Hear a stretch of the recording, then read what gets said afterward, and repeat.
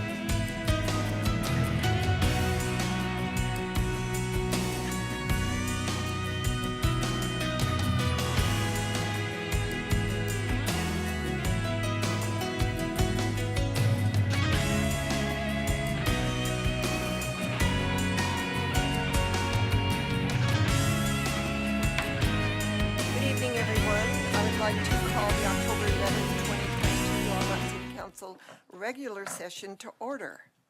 The Longmont City Council is a return to in-person meetings, and you can wear a mask if you so choose. We are live streaming this meeting over www.longmontcolorado.gov off of our YouTube channel as well.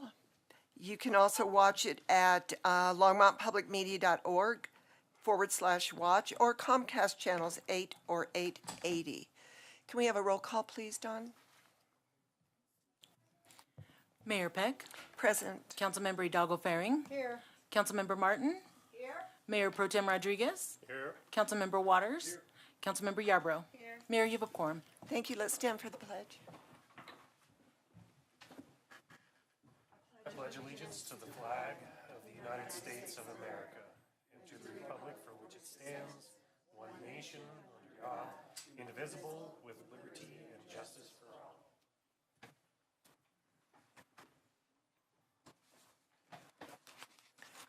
Looks like we have a full house tonight.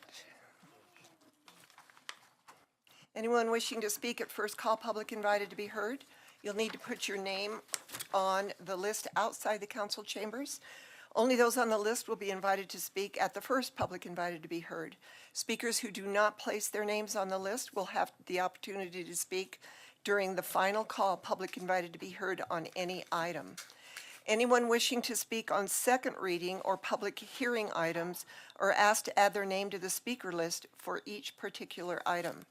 Each speaker is limited to 3 minutes, and we would like you to state your name and address, please. Can I have a motion to approve the September 27th City Council minutes? Second. So that's been moved by Councilor Waters, seconded by Councilor Hidalgo Faring. Let's vote.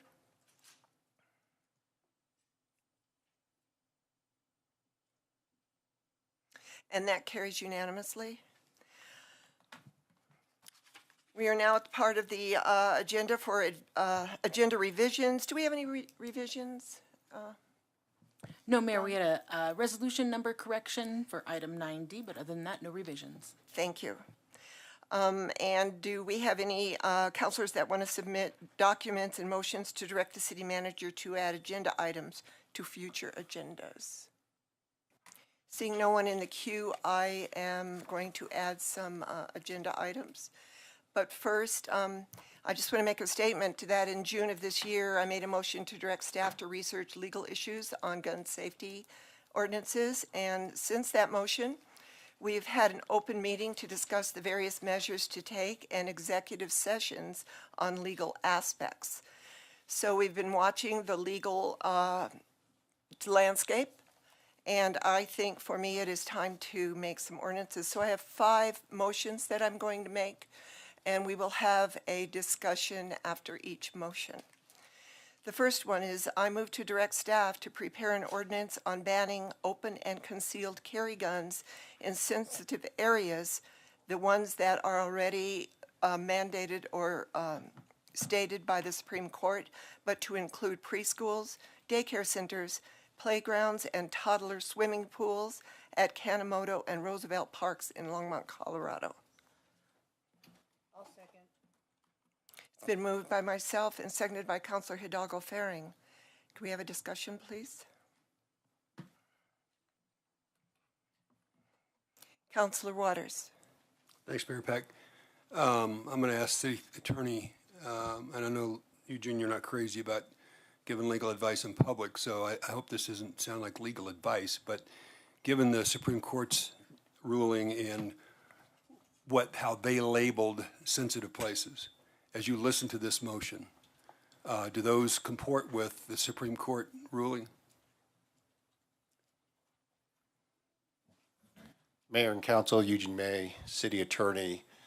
So the Supreme Court listed several enumerated sensitive places, legislative assemblies, courthouses, and schools.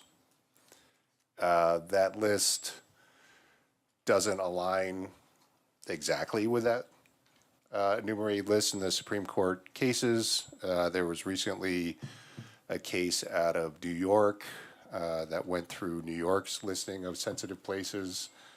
I didn't quite catch all the ones that the mayor's listed. You know, that case struck down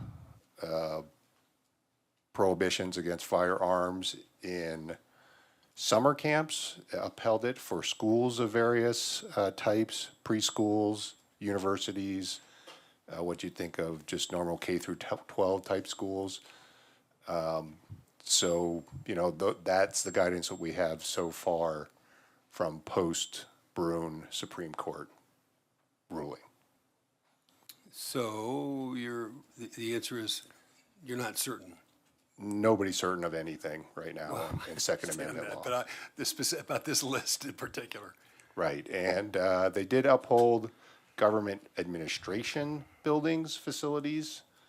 But that's just one judge's opinion out of Syracuse, of all places. Could you read that list again? Yes, and I want to make a statement that I am actually putting on sensitive places where children in particular are, and to our legal advice that the ones that I'm listing also have schools involved in them, because school seems to be a trigger word in acceptance. So I put, along with what has already been stated with government buildings in the list that was just read, to include preschools, daycare centers, playgrounds, and toddler swimming pools. We have 2 toddler swimming pools in our city at Kanemoto and Roosevelt Parks. But it wasn't to the St. Vrain Valley School District, or that was? That's already in it. These are included with what is already stated in sensitive areas. Okay, thank you. Okay. Who is, Mayor Pro Tem Rodriguez? Thank you, Mayor Peck. I'm going to note that the motions being put forward, this one and the following ones, are to put it on an agenda coming up, and not to debate the merit or substance of the motion. So I will be voting in favor of moving these forward to an agenda to debate the merit and substance at that time. Just to let everybody know clearly what my intention is by these votes. Thank you. So can we vote? Seeing no one else in the queue?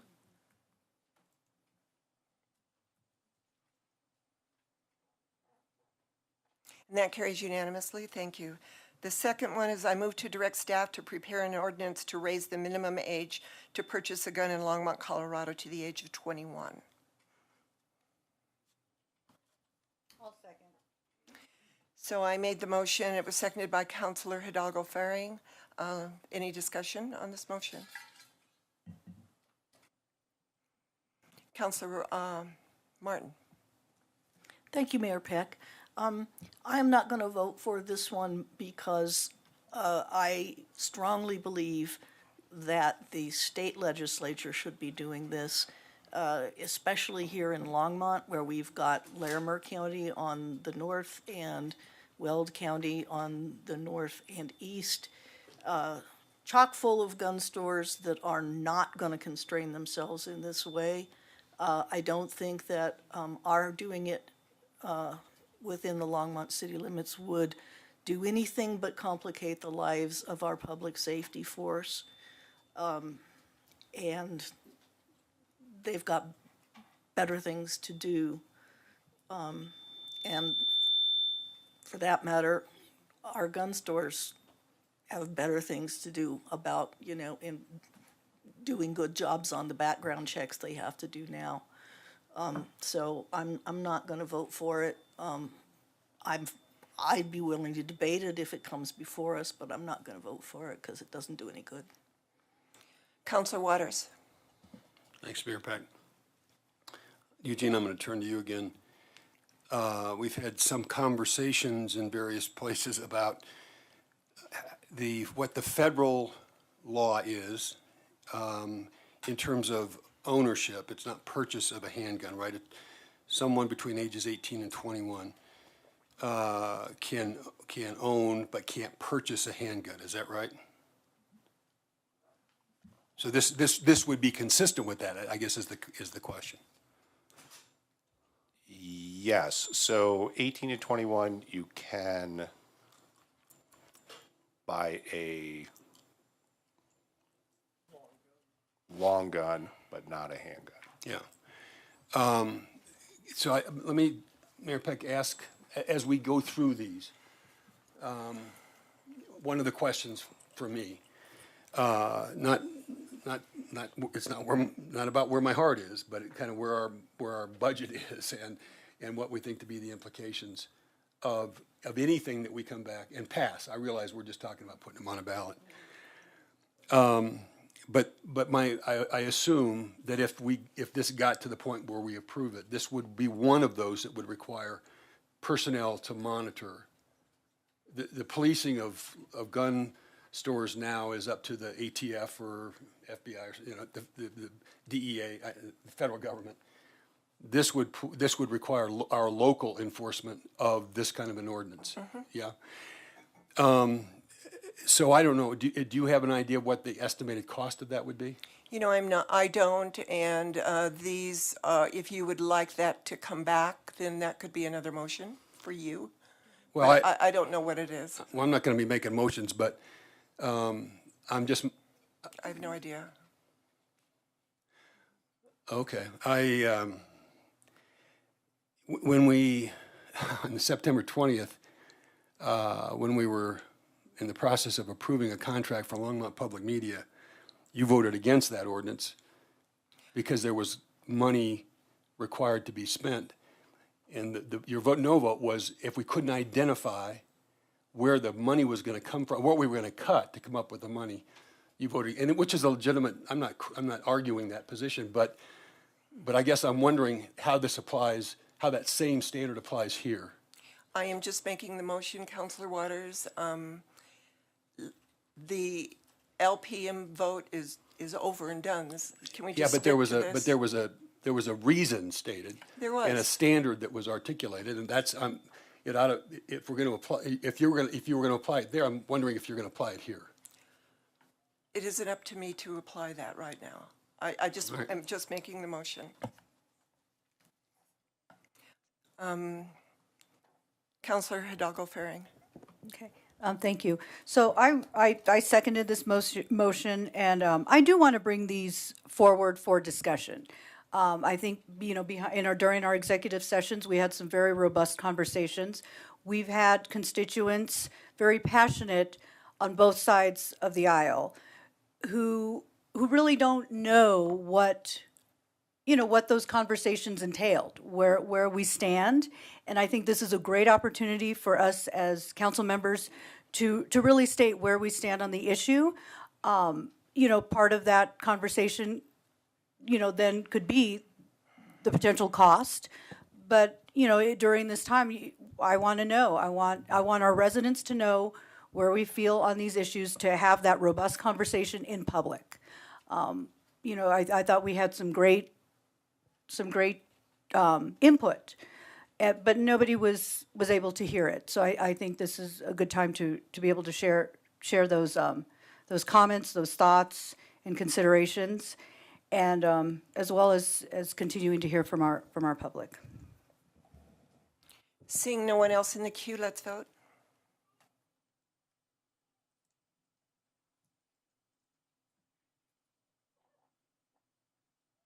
So that passes with Counselor Martin and Counselor Waters in opposition. Thank you. The third one is I move to direct staff to prepare an ordinance to require a 10-day waiting period to receive possession of a gun purchased in Longmont.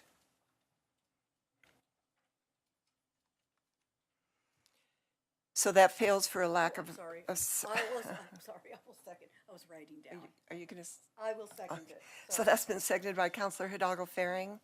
Let's have discussion. That was a 10-day waiting period. Seeing no discussion or no one in the queue, let's vote.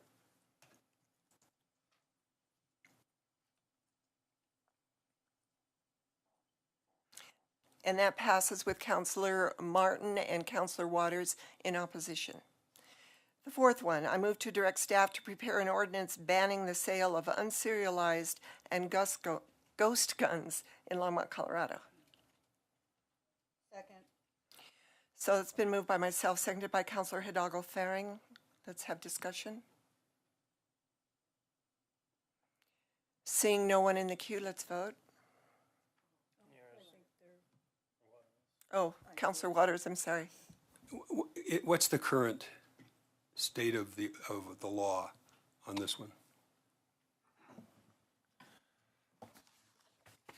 Mayor and council, I think it was in August, the Bureau of Alcohol, Tobacco, and Firearms released a final rule redefining ghost guns, unserialized guns,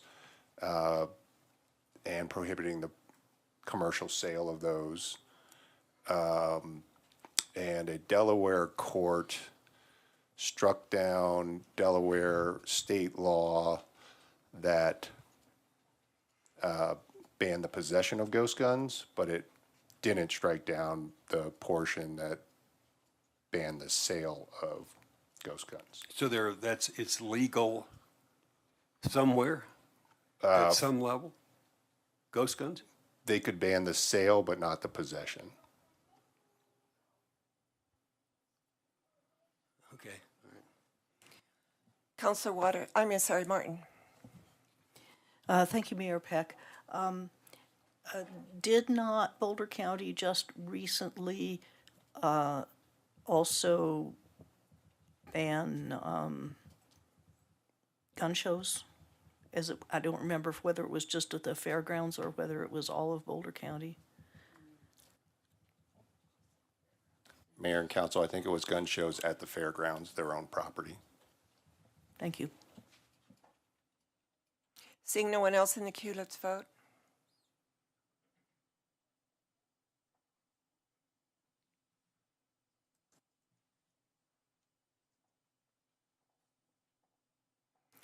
So that carries with Counselor Martin in opposition. The last one is, I move to direct staff to prepare an ordinance on signage to be posted at gun dealerships in Longmont. The message warning of the danger to children of guns, the danger to children if guns are not in locked storage container. I'll second. So it's been moved by myself, seconded by Counselor Hidalgo Faring. Discussion? Seeing no one in the queue, let's vote.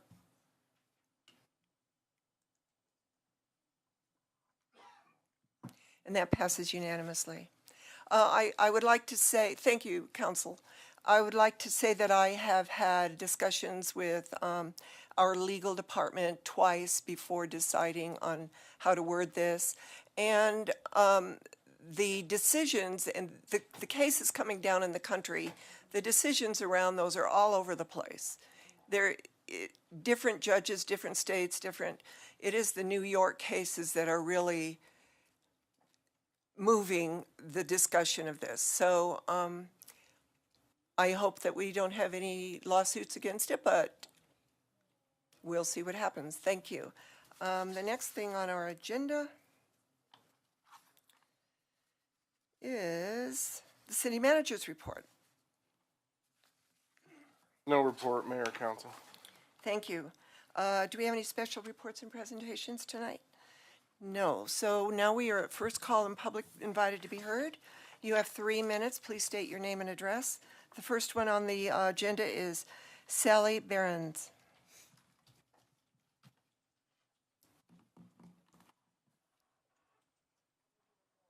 Up here.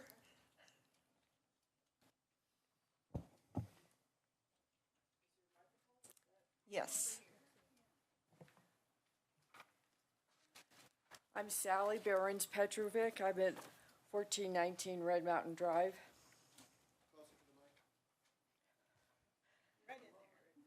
Okay, when you Google Longmont, Sally, if you turn that way, they can't hear you. You have to be right at the mic. what do you mean? Do you Like see? this? Yeah. The people in the back can't hear. Okay, got it. Perfect. When you Google Longmont, it is described as a bedroom community with an ill-planned infrastructure.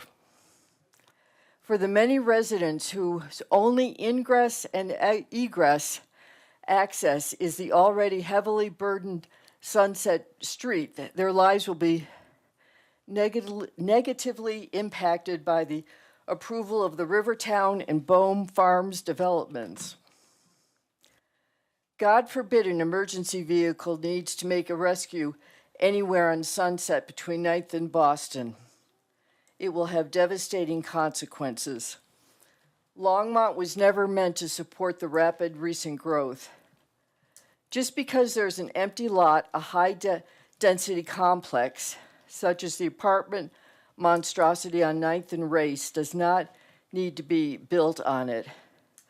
Developers don't care about the people of Longmont, and it appears the city of Longmont has caved to their demands. What is your model? Is there a plan to ease the already heavily burdened infrastructure? It is extremely troubling that council consistently approves of development projects that overwhelm our already burdened infrastructure. We are destined to become the ash heap of Boulder County. Thank you, Sally.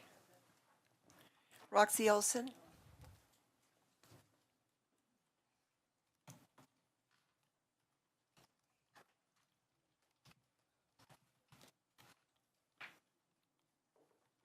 Hi, Roxy Olson, 1678 Judson Drive, Longmont. First, I wanted to compliment council on the fact that in one of my utility bills, I got a request to go on and fill out a survey about what issues are most important, what are top of mind issues for the citizens of Longmont. And I wondered if in the results of that, if smart meters were something the people were crying out for, because it's being pushed. And as a $14 million expenditure, I wondered how much emphasis was put on that by the city of Longmont, or if there was more emphasis on crime, concern about overcrowding, homelessness, traffic, as was just mentioned. Traffic on Pratt on 119 is intolerable during rush hour. Lots of infrastructure things could be done that make it seem like smart meters should be kind of at the bottom of the heap. I just wondered what the push was for smart meters. And I'm going to read some things about the difference between analog meters and smart meters. I tried to print this out, and my technology wouldn't work, which is another argument against smart meters, because the more technology you have, the more there is to go wrong. I couldn't get my printer to work. So I will email you each a copy of this study. But it talks about how analog meters are grounded. They are directly connected to the ground via spark gap technology protected from surges. Smart digital meters are not grounded. And that is one of the dangers. They're not properly protected from surges of current. And I have a quote from an electrical engineer named William Bathgate. He talks about how smart meters have varistors on them, which are useful for short duration protection in case of high voltage surges. But they're not suited to handle sustained surges. They can melt, burn, or explode.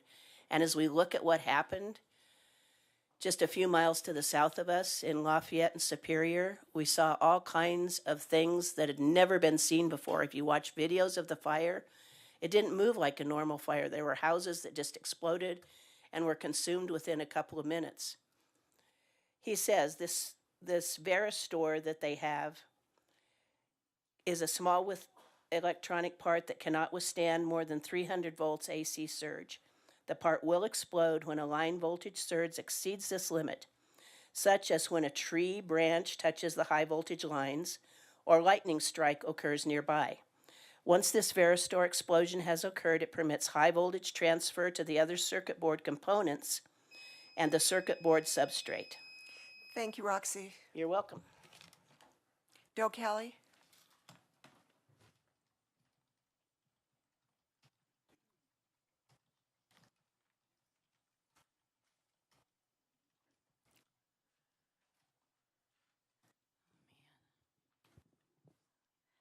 Okay, my name is Doe Kelly, and I live on Barberry Drive in Longmont. Good evening, City Council. I'm here to speak on behalf of Coloradans for Safe Technology, among other. I'm dedicating these remarks to the benefit of all sentient beings without a single exception, including all the pollinators that we all wish to see saved from extinction.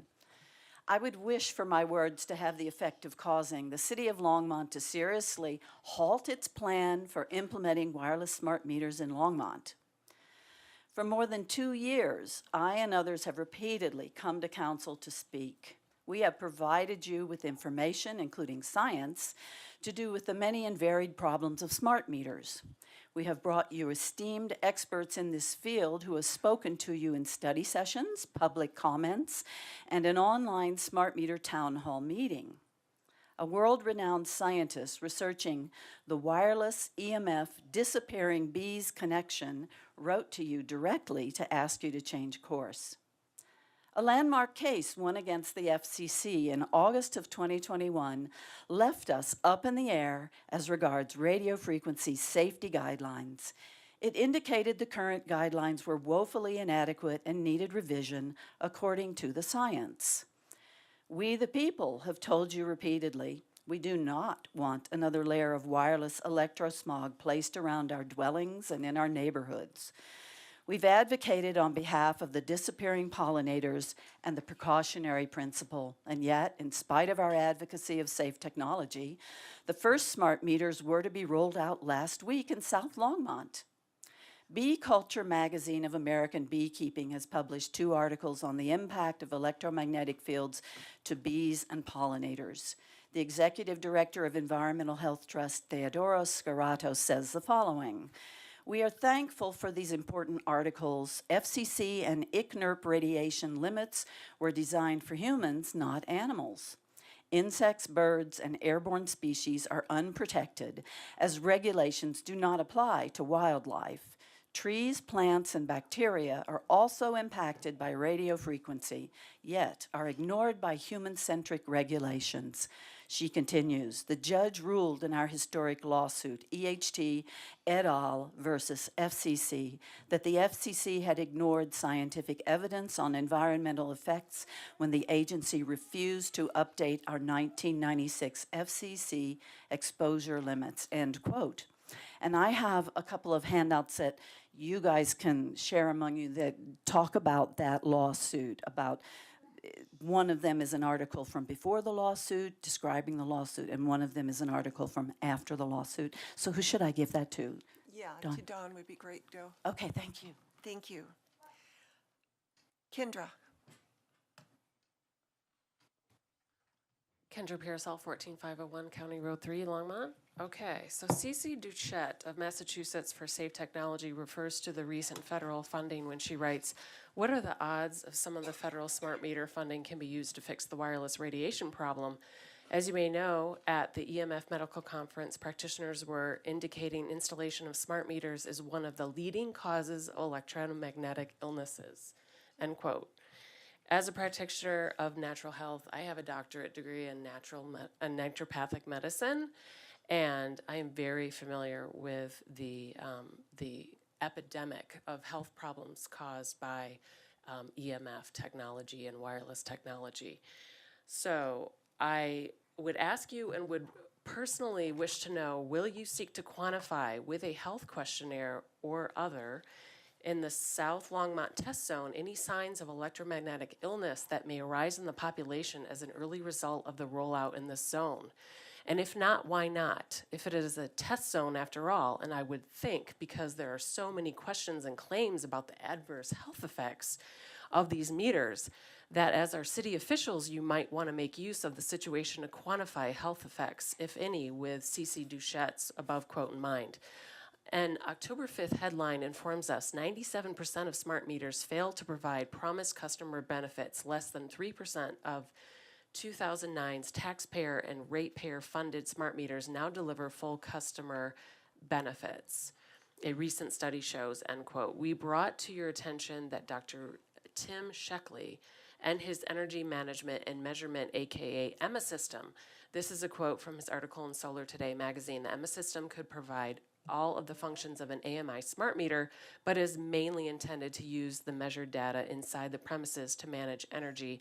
And it uses fiber to connect with the utility community and microgrid using the internet. Emma's purpose is decentralized control is fundamentally different than conventional AMI metering. In our opinion, utility meters could and should be hardwired to the premises in Longmont by simply running the data through the existing fiber optic or cable connections. We have the NextLight fiber optic cables. Why not use them? This way you would totally avoid radio frequency radiation exposures and skip the exposure to even more toxic wireless for all life forms, not just humans. Thank you. Thank you, Kendra. The next one is, I'm assuming, is Jim Hubbard? Jill, okay, sorry.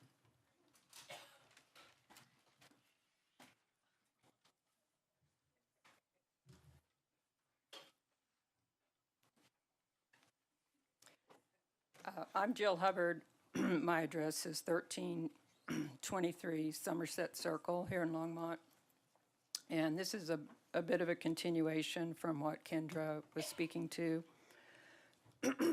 In our opinion, our money, both federal and local, should go to such solutions instead of AMI concerning the fiber optic connection.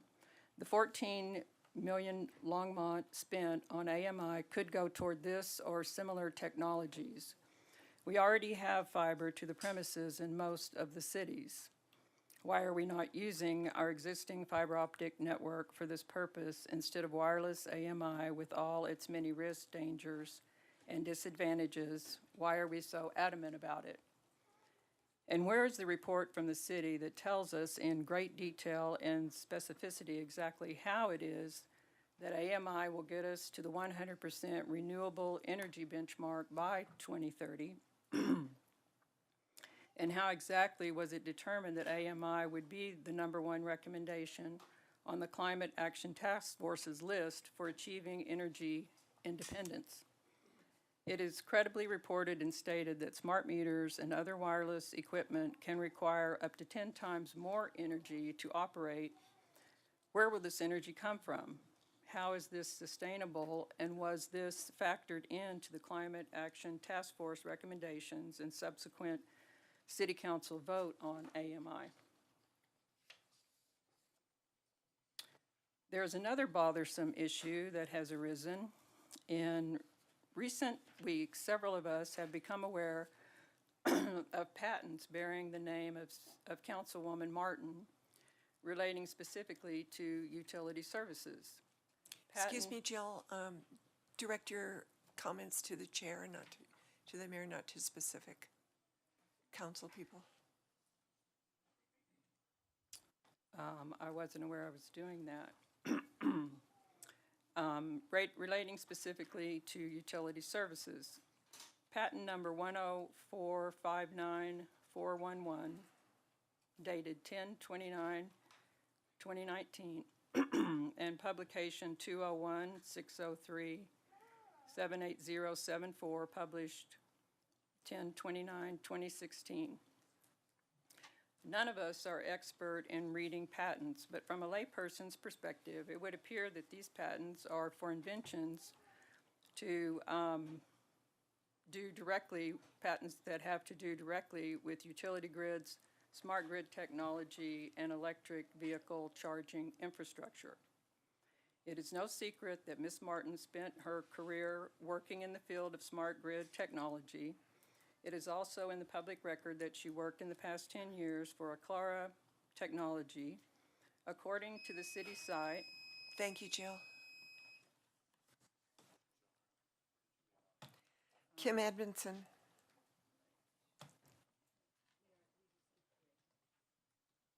I did, I'm sorry. Can you just wait a minute? Kim, Greg is up. I skipped him on the list.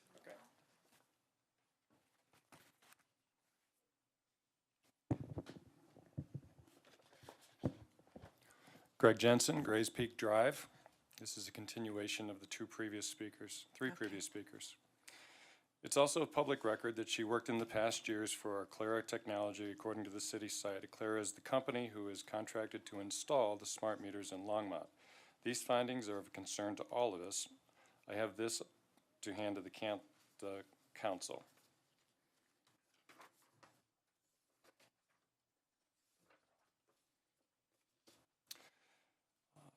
Based on the things that we've talked about so far, it is our considered opinion if Ms. Martin has any vested interest in inventions that will be or could be used in either the plan to electrify the city or in the rolling out of the advanced metering infrastructure, that it would be of benefit to our community to have full disclosure of any such moneyed interest, whether it be a part of a retirement portfolio, golden parachute, or any other form of investment instrument. There is no way for us to know if there's any financial conflict of interest, present or future. We are therefore requesting that Ms. Martin provide the community with transparency to do with any inventions, stocks, services, or things having to do with AMI and/or electrification of the city and the electric vehicles whereby she stands to financially benefit. If she is not able or willing to do so, we request that she recuse herself from any or all decisions having to do with the AMI or electrification plans of the city. We request that City Council look at its own charter for guidance in conflicts of interest and/or ethics concerns. Additionally, in the light of the points made earlier, we strongly request that City Council withdraw from its contract with Landis GYR and shelve its program for rolling out the AMI, at the very least, until the federal government, in the form of the FCC, adequately and responsibly complies with the court-ordered mandate to update its guidance on radio frequency safety levels based on the 11,000 pages of science submitted to the FCC over 7 years at its own request. To pretend that this technology is safe when we do not have adequate safety guidelines in place based on current science makes fools of us all. Thank you. Thank you. Kim Edmondson.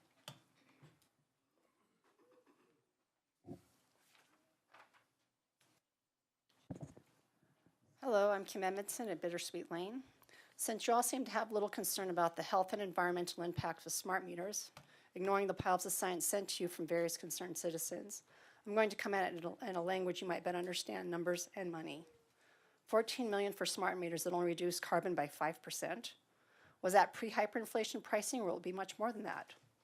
Already raised without raising taxes, you say. So how is it not creating a tax any different than just raising the rates you charge for something everyone uses? It's not. The only difference is that it does not need to be put up to a public vote, or even authorized to make such decisions. Marcia Martin has stated in the Longmont Leader on August 26th of this year that we need to fully move away from fossil fuels. This would include natural gas. Have you sat and done the math of what it would cost to retrofit the 22,600 housing units, not including businesses and other entities?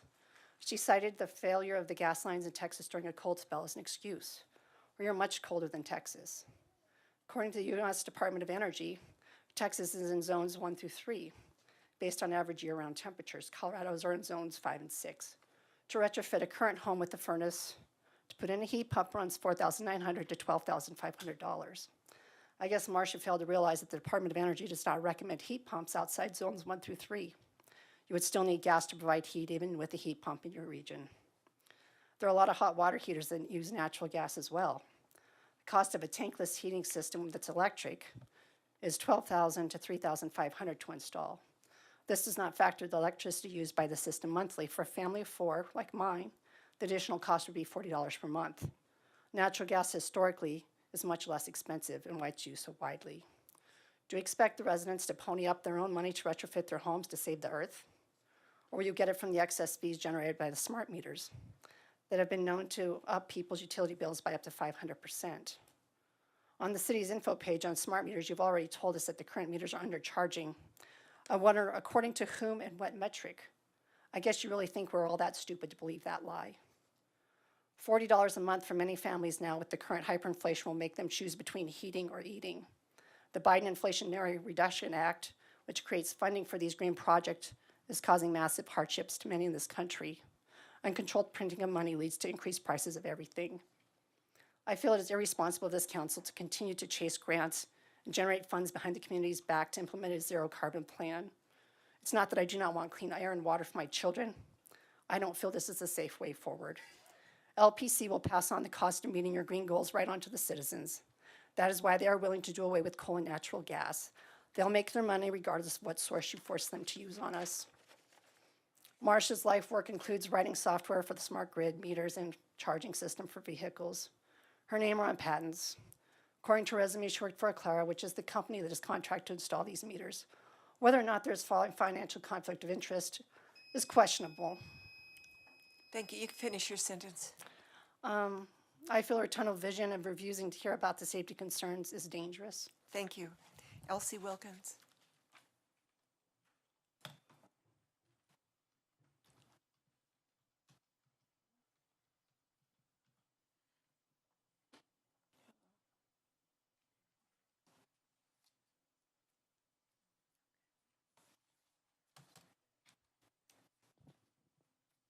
My name is Elsie Wilkins, and I live at 8664 Middle Fork Road. I'm going to remind you in the audience of the studies supporting the dangers of EMF. Are you aware that the U.S. government first published documents acknowledging the existence of harmful EMF and the effects nearly 50 years ago? Are you also aware that this included the 1971 Naval Medical Research Institute report and a follow-up report from the National Aeronautics and Space Administration, NASA, in 1981? Since then, the health effects of EMF has been cataloged in the Bio-Initiative report, composed of 29 scientists and authors from 10 countries. The Bio-Initiative report group released an update in 2017, a massive 650-page report that contains 1,800 new studies supporting the dangers of EMF. An even more comprehensive collection of nearly 30,000 studies with more than 6,300 summaries. If this is overwhelming, just start out with Dr. Joseph Mercolet's book on the dangers of EMF, 5G, Wi-Fi cell phones, and the hidden harms and how to protect yourself. So I'm going to repeat these two links. It's bioinitiative.org, and the other one is emf-portal.org/en. Would you please check this information? Just a reminder, and I also have one question. After I read about these reports, I was wondering, is there any other species on Earth that pollutes their environment intentionally? Because electrification, it is air pollution, total air pollution, and not just polluting the air, but polluting the trees, the soil, the waters, humans, most of all. And it's a huge concern. What has happened to us as human beings? Are we forgetting who we are and just polluting our environment? Thank you, Elsie. May I pass out some information? You can give them to the city clerk at the end, Don. Steve Altschuler.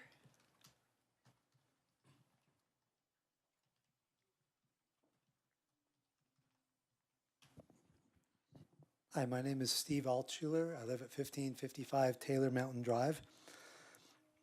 I like to consider myself a constitutionalist, even though I am not a lawyer, but I know the Constitution is our guideline for everything in America. I have a real, I don't know how to say it. I'm not too fond of liberals. I think Biden and Polis and the federal government and a lot of the state government, they're communists that are trying to destroy our country. Now, I say that realizing most of you are liberals. I don't put you guys in that same category, but I think a lot of your ideals are misguided by what state and federal people put in the news all the time. So last week you were lied to repeatedly about guns.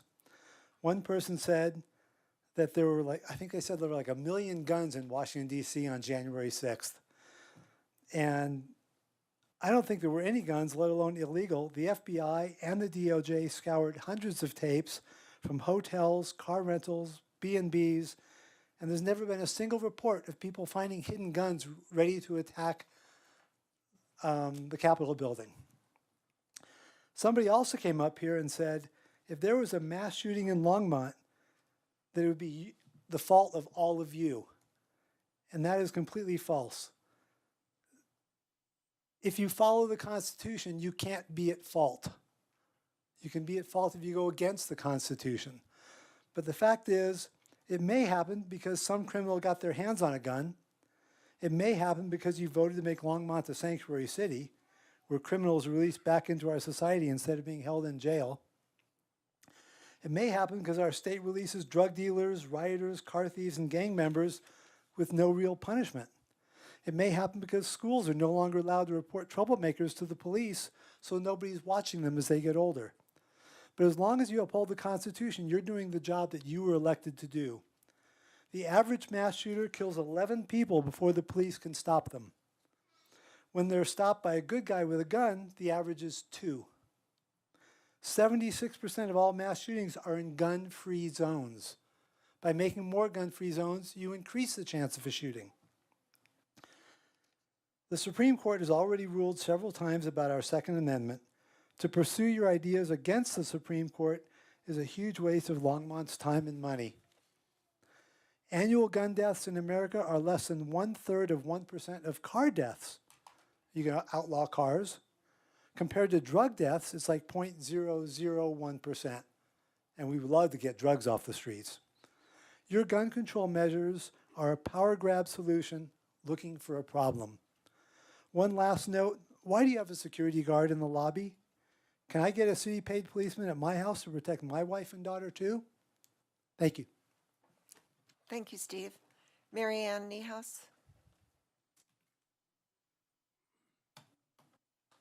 Is Mary Ann here? Thank you, Stan Gelb.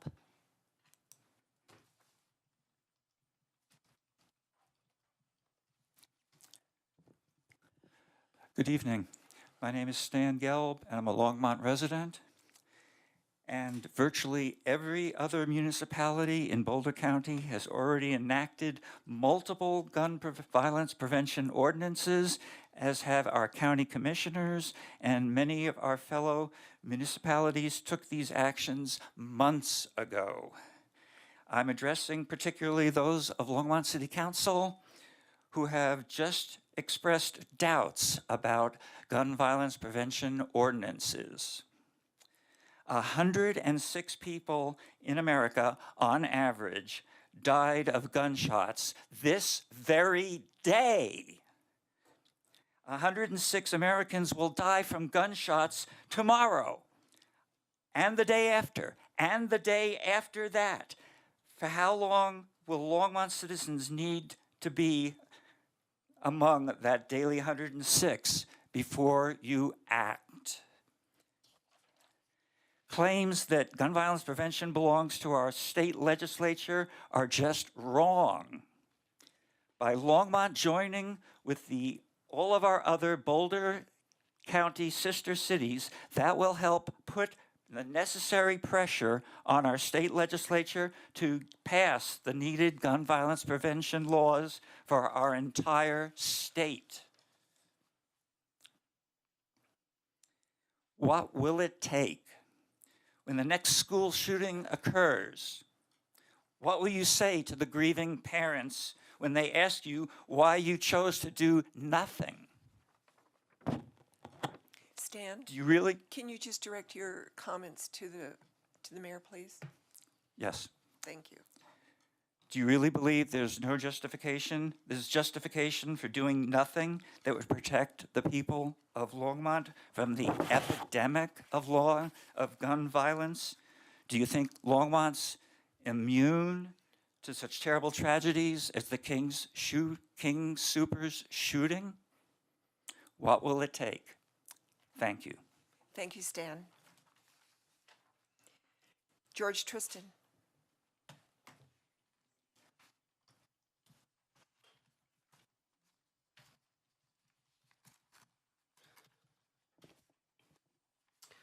George Tristan, 1703 Whitehall Drive.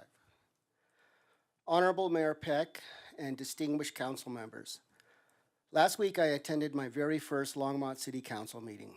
I sat and listened to 6 or more speakers express their thoughts regarding needed gun-controlled ordinances. I guess you listened to them. Most of what I listened to was rooted in emotion and fear. The speakers spoke as if they had all the answers, that the City Council failed to understand the seriousness of the matter and were failing in their duties to remedy the problem. I, however, will not tell you how to do your jobs or pretend that I have all the answers. What I will say is this, that I firmly believe that the issue surrounding gun violence is much more about the issue of violence than it is about guns. Tragic mass murders in schools, movie theaters, and grocery stores capture the attention and sympathy of the public, and rightly so. What doesn't capture the attention of the public is that 4 to 5 Coloradans are dying daily from drug overdose. In the time I have left, I would like to share some vital statistics and use data to illustrate my point. Per the Colorado Department of Public Health, in 2021, 366 Coloradans died from homicide. 274 of these deaths were attributed to firearms. 1,370 Coloradans died from suicide, 5 times the number attributed to firearms. And 1,881 Coloradans died from drug overdose, nearly 7 times the number attributed to firearms. A cursory examination of the data should lead most people to believe that the most significant problem facing Coloradans today is a mental health crisis. Additional data that I will submit as follows. On September 11, 2001, 2,977 people were killed when airplanes were used as weapons. In 1973, an arson-related mass murder occurred at a gay bar in New Orleans, killing 32. In 1990, 87 people were killed in New York City in a disco, again by arson. In 2016, 84 people were killed, 10 of which were children, after a bus slammed into a crowd celebrating Bastille Day. In September of this year, Miles Sanderson stabbed and killed 11 people in Saskatchewan, Canada. On Thursday, October 6th, a man on the Las Vegas Strip stabbed 10 people, killing 2. And on Saturday, October 9th, a man intentionally drove into a crowd and killed 1 person, injuring 4 in Golden, Colorado. These are but a few examples of violence that resulted in the loss of many lives in which a gun was not involved. In my humble opinion, the root cause of deadly violent crime is not the weapon. The root cause is the violent people who commit these crimes. Thank you. Thank you. Lance Whitaker.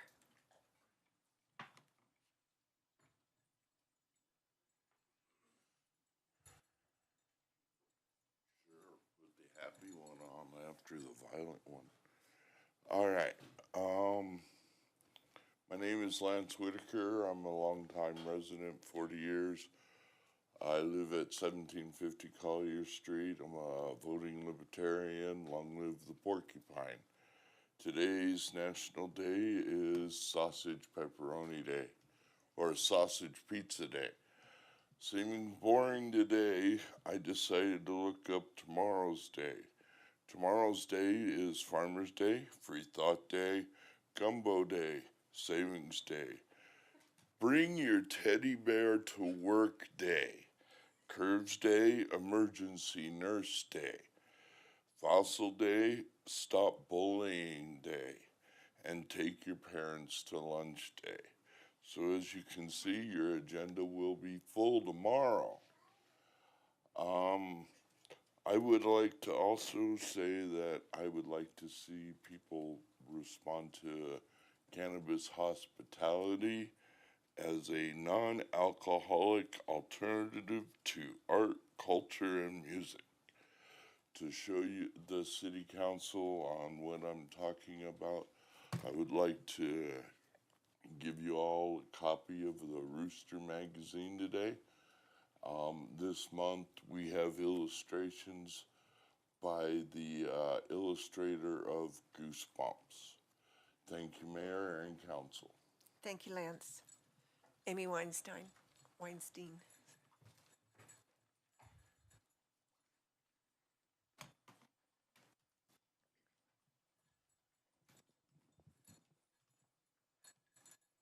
Mayor Peck and council members, I come to you today wearing two hats, the hats of a mother and grandmother and the hat of the chair of the Boulder County Democratic Party, which is also called the BCDP.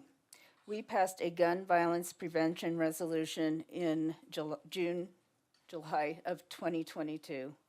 I'm not going to fully read it out loud here tonight, though I am going to provide council with a copy and can email a copy if you like. I'm going to say, though, that since we passed this resolution, I put a lot of thought into gun violence. Without any action on the part of local, state, and federal government, we will clearly be left with the same, the threat of weapons in daily life killing innocent people. I assure you that if one of the school, grocery store, concert, theater, or parade shooters were using a muzzle loader at the time they committed their crimes, the sheer carnage we've seen from contemporary incidents would not be the same. The Second Amendment of the Constitution does allow for the right to bear arms. There are different interpretations of what that means. As a parent of children who were in middle school and high school during the Columbine shooting, whose kids had played in sports tournaments at Columbine High School before and after the time of the shooting, I am still perplexed with both the Second Amendment, its varied interpretations, and the fact that we as a society have become desensitized to the effects of current gun legislation and its impacts. Unless it happens near us or to someone we know, we are happy to sweep it under the rug. I certainly had trouble sending my kids back to school each and every time a school shooting happened. Columbine was in 1999, and we continue to deal with this issue today with the tragic, most recent Uvalde, Texas shooting. The point is, there are arguments to be made for how to create sensible gun violence protection, and we citizens depend on our local, state, and federal representatives to work through this with us. It may not be the sweeping plan in the BCDP resolution document that is similar to what Louisville and Boulder adopted, though perhaps Longmont City Council can take the incremental step more like what Lyons created.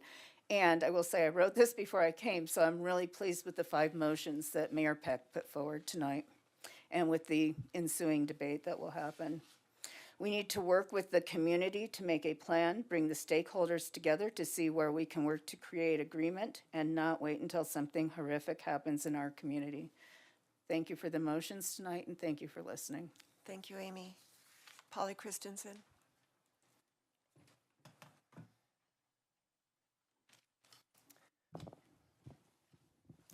Polly Christensen, 410 Judson Street. Mayor and Council. I'm here to speak on the ordinance to create an attainable housing fund. I'm totally against this ordinance, and here is why. This ordinance is unbelievably vague. It does not define attainable housing, which is a term coined by the real estate developer and builder lobby. 2, it does not establish any criterion beyond 80 to 120% AMA of household income, which leaves out single people who now make up 40% of adults. Number 3, it does not specify an amount for the fund, although I did hear this council discuss several weeks ago an amount of $800,000 while admitting that the Affordable Housing Fund would be underfunded this year.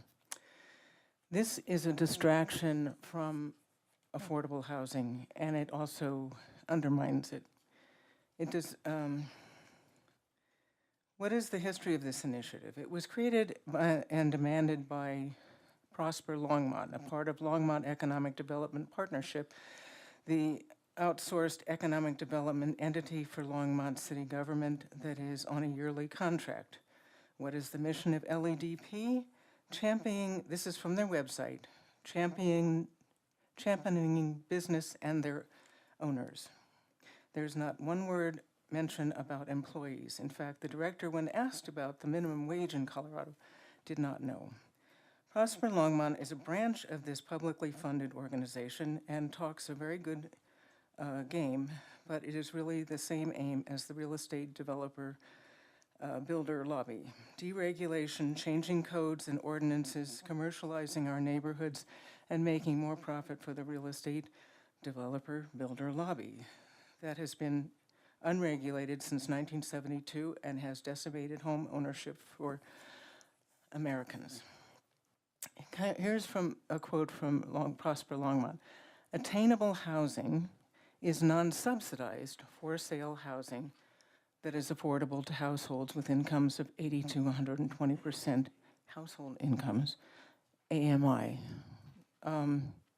If it's non-subsidized, why are we subsidizing it? Number two, this is quoting from their website. Current policies that restrict housing supply have created an environment with home prices continue to outpace income levels. That's code for the affordable housing ordinance needs to be eliminated. Restrictions on ADUs need to be eliminated. Restrictions on short-term rentals need to be eliminated. Restrictions on metro districts for residential housing need to be eliminated. Please don't do this distraction. It's a waste of time. Thank you. Thank you, Polly. David Kimmett. Oh, I'm at least trying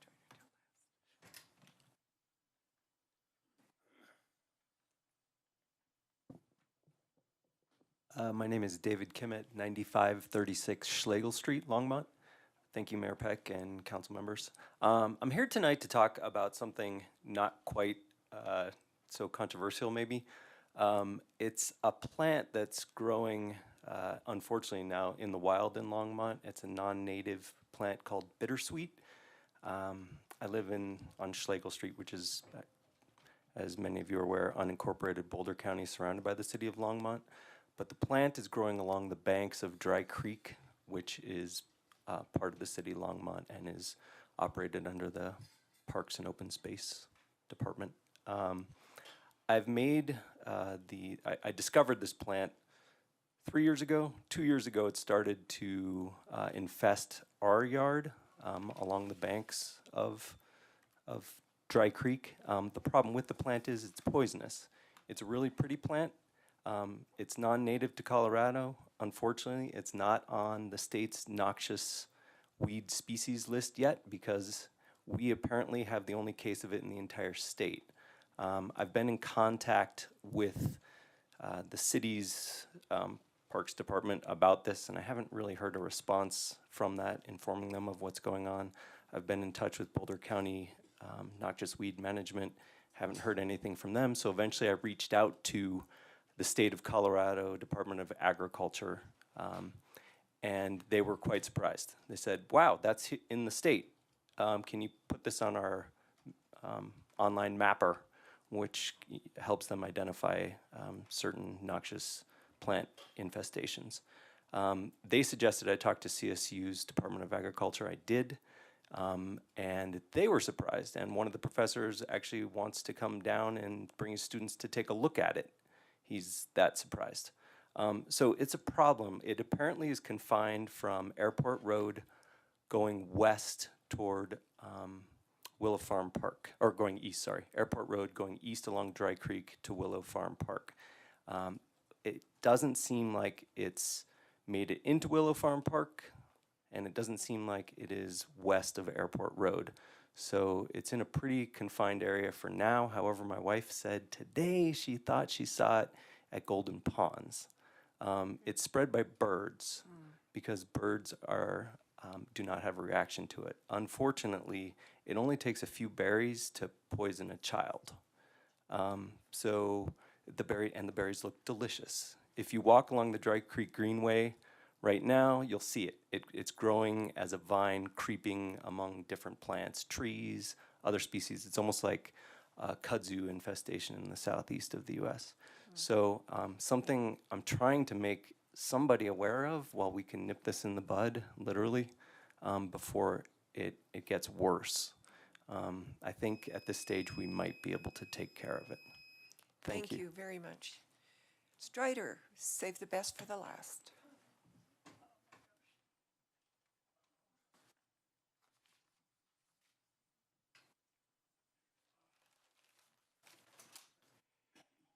Thank you much.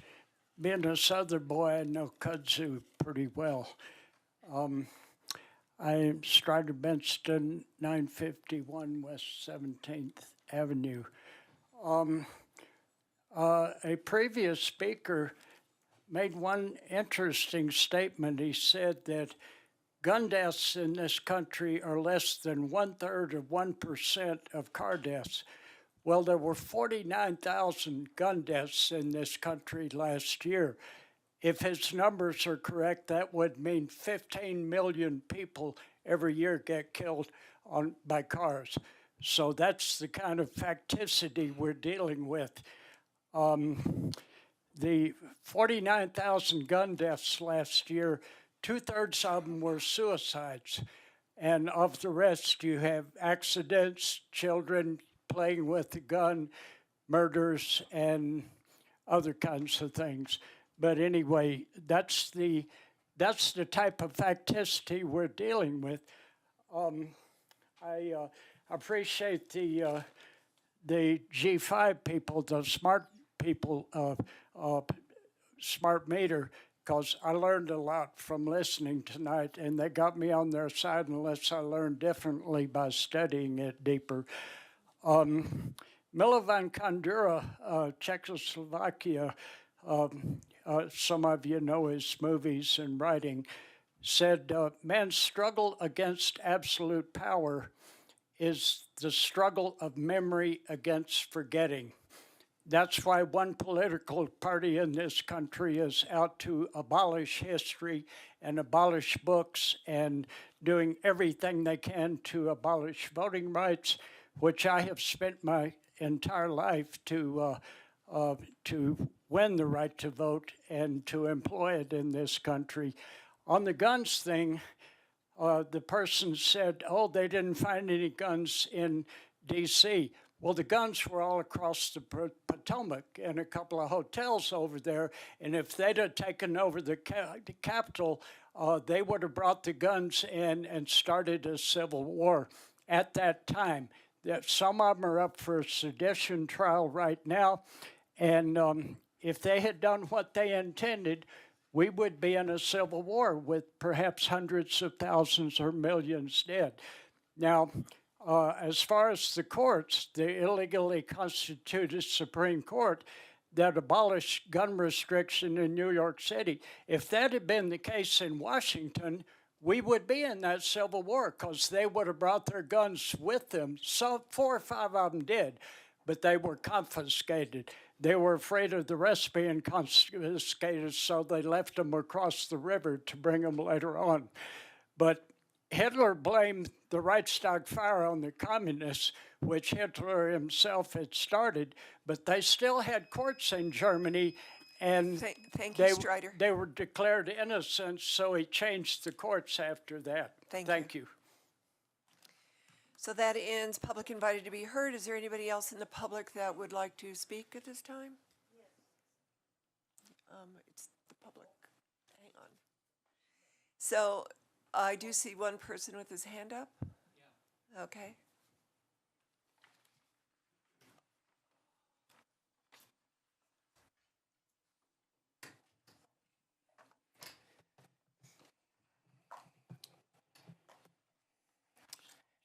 My name is Jeff Jones. I am a resident of Boulder County. My address is 3537 Nyland. And I am here because I have 2 concerns about the electrification, and it is essentially money and health. And first off, there's the concern of spending quite a lot of money on electrification that pushes people into electric vehicles that they cannot afford. And if this is the case, it could be seen as an elitist technocrat agenda, further dividing people, dividing the haves and the have-nots. And my second concern is the smart meter aspect of electrification proposal and its unprecedented impact because there have been no previous generations that have experienced this. And so my concerns from the standpoint of health, from what I have learned, first off is heat damage, and that is EMF radiation can cause dielectric heating, and this heating can create an oscillating frequency passing over body cells, and this heating can cause cell death, cell damage, cell mutations, which can eventually lead to cancer. There's other problems with essentially with sleep. There's sleep problems, there's fertility problems, and there's developmental problems, specifically with infants and children who have EMF exposure. And I can just say that the references that I used are from defendershield.com, and I don't have anything of paper to give. Thank you all for what you do. I appreciate it, and I do have a big concern with the electrification proposal. Thank you. Thank you, sir. That closes public invited to be heard. Councillor Martin, do you have a comment? Thank you, Mayor Peck. Yes, I do, because I know that if I wait until the end of the meeting, the people who are walking out now will already be gone. And since there have been personal attacks against me, I would like to point out, and I think you should sit back down, thank you, several falsehoods in what you spoke.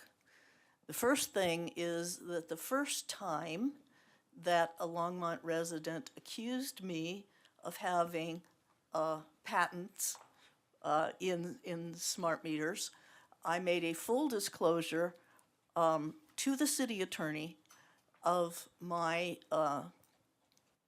lack of financial interest in the advanced metering infrastructure industry. The fact that I no longer own any stock, in fact, I hardly ever did, that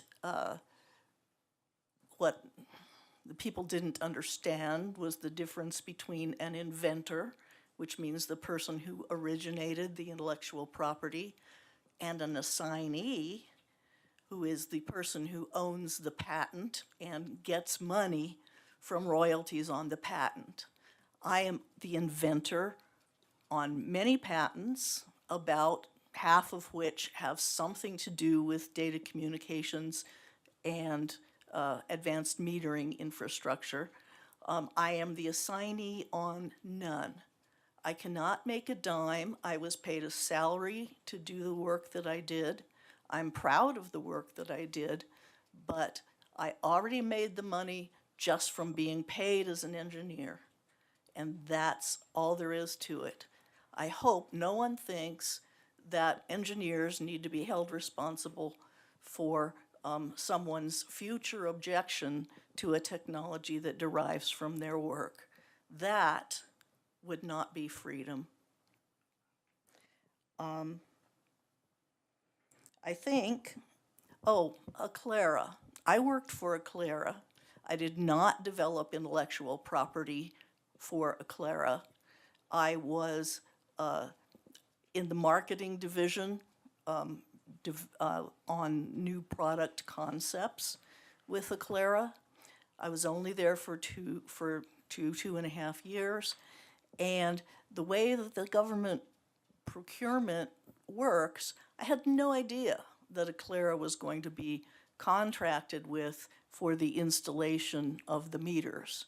In fact, because the way the government contracting works, I also had no idea that Landis and Gear was going to be the selected vendor for the smart meters. So there's no way that even if I did have a financial interest, I could have put my thumb on the scale in any of these ways.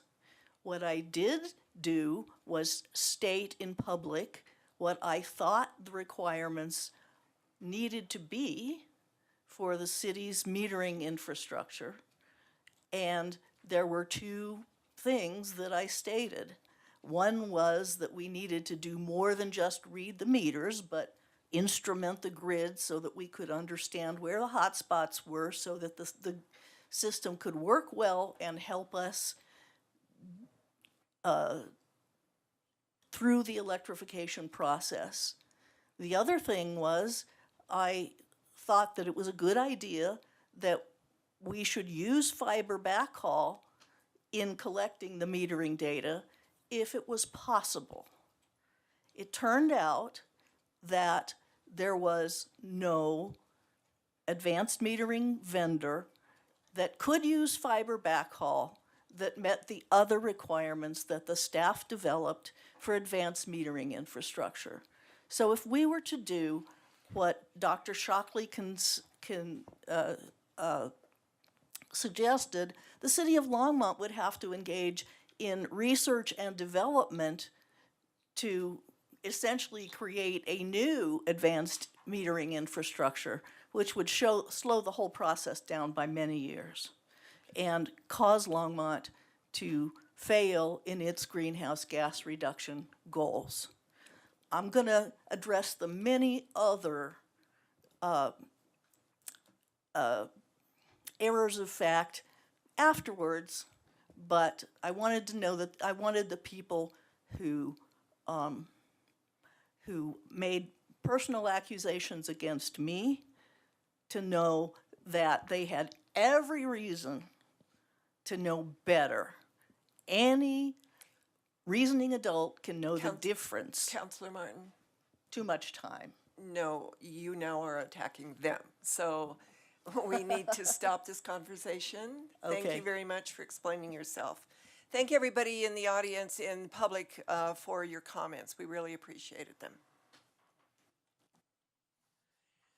So we are now at consent agenda and introduction and reading by title of first reading ordinances. Does anybody on council need to have a break? I just need to get more water. Let's take a 5-minute break, please.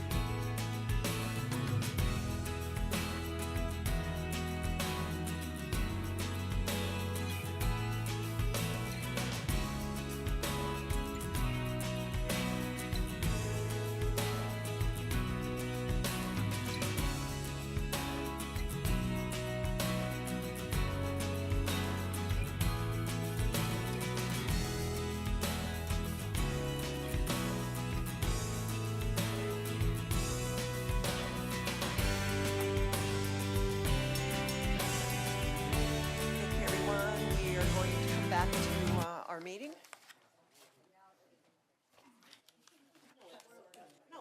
No, it doesn't. Where's all the police here? Where's all the police here? Are you okay?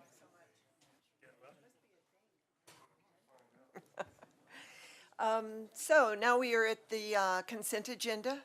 Dawn, would you mind reading the consent agenda into the record? Absolutely, Mayor. The ordinances on consent tonight will be on for second reading and public hearing on October 25th, 2022.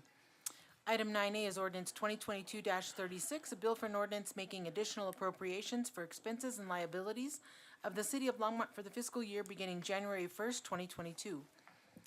9B1 is ordinance 2022-37, a bill for an ordinance fixing and levying taxes upon the real and personal property within the City of Longmont for the year 2022 to pay budgeted city expenses for the 2023 fiscal year. 9B2 is ordinance 2022-38, a bill for an ordinance fixing and levying taxes upon the real and personal property within the Longmont Downtown Development District for the year 2022 to pay budgeted expenses of the Longmont Downtown Development Authority for the 2022-2023 fiscal year. 9B3 is ordinance 2022-39, a bill for an ordinance amending Title IV of the Longmont Municipal Code by establishing the Attainable Housing Fund. 9B4 is ordinance 2022-40, a bill for an ordinance adopting the budget for the City of Longmont for the year 2023. 9B5 is ordinance 2022-41, a bill for an ordinance making appropriations for the expenses and liabilities of the City of Longmont for the fiscal year beginning January 1st, 2023. 9C is ordinance 2022-42, a bill for an ordinance approving the agreement, amendment to the existing oil and gas agreements, and mutual release and associated documents in furtherance thereof.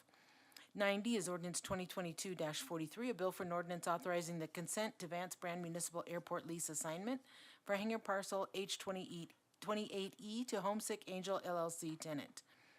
9E is resolution 2022-148, a resolution of the Longmont City Council approving the intergovernmental agreement between the city and the state of Colorado for a state aviation grant for airport equipment at the Vance Brand Municipal Airport. 9F is resolution 2022-147, a resolution of the Longmont City Council urging Longmont citizens to vote yes on Boulder County ballot issues 1A, 1B, and 1C regarding wildfire mitigation, emergency services, and transportation on the November 8th, 2022 statewide general election ballot. Are there any council members that would like to pull items off the consent agenda? Seeing none, can I have a motion?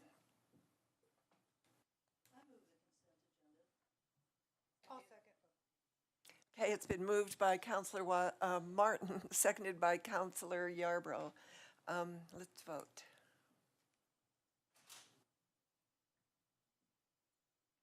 So that passes unanimously.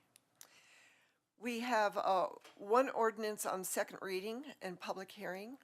That is ordinance 2022-31, a bill for an ordinance amending Chapter 10.20, Section 10.20.100 of the Longmont Municipal Code on unreasonable noises, prohibited prima facie unreasonable noises.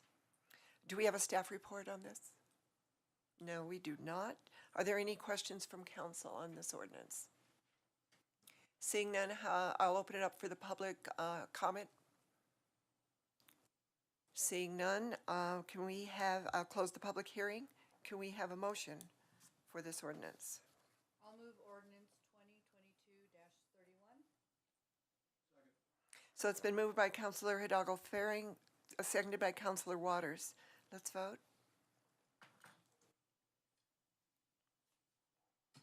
That passes unanimously.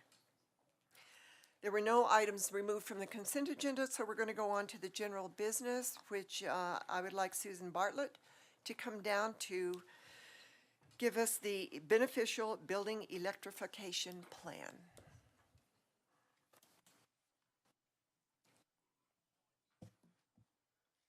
Thank you, Mayor Peck, council members. Thank you for the opportunity to share a little bit about the beneficial building electrification plan that's in your packet. I realize it's very long. I'm sure you all got through it. If not, hopefully the summary was a little bit easier. And I do have a slide deck here. Oh, sure.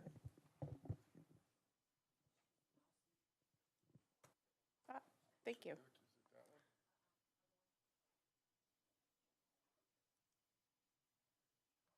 Thank you. Great. I'm Susan Bartlett. I'm with Longmont Power and Communications, and thanks for the time this evening.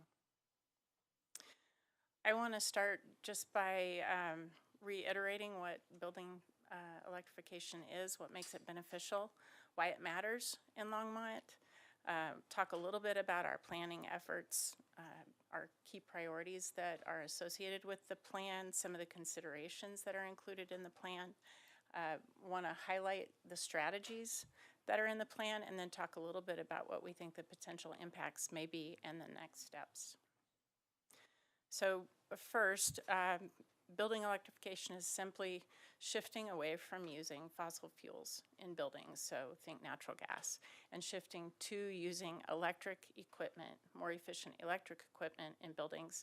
Instead, think heat pumps, electric water heating, induction cooking, that type of thing, all the while as our electric supply becomes more renewable over time. And the thing that makes it beneficial are these 5 areas at the bottom of the slide. There are environmental benefits with greenhouse gas emissions reductions, indoor and outdoor air quality benefits. Electrification also has the potential to improve quality of life, safety, folks with asthma, that kind of thing, cooling, added cooling for people that don't have cooling currently. We believe there are benefits to our electric grid that could result from smart devices in buildings that will help us manage our electric load over time. And as our supply becomes more dynamic, there's the potential for saving money, for creating good jobs in our economy. And also, we want a benefit to be that electrification is deployed equitably in our community.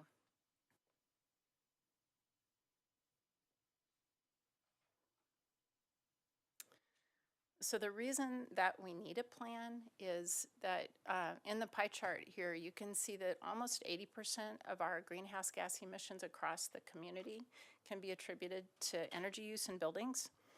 And while 55%, that biggest portion of the pie, is related to electricity, as our electric supply gets cleaner, as we add more renewable energy to our supply, that part of the pie is going to get smaller. The next biggest rock there, or the next biggest part of the pie, is gas use in buildings. And so that's what we're addressing in this plan. And I'll just iterate that this plan is not directly addressing transportation, so electrification and transportation. It is focused on buildings. Another reason why we need the plan is because in 2020, City Council declared a climate emergency, and city staff convened the Climate Action Task Force. That task force came up with a climate action recommendation report. These items here, these recommendations that are listed here, are the ones that were identified as things that we need to get started on right away. There are a host of other recommendations, but these are things that staff are kind of actively engaged in, and electrification is one of those recommendations.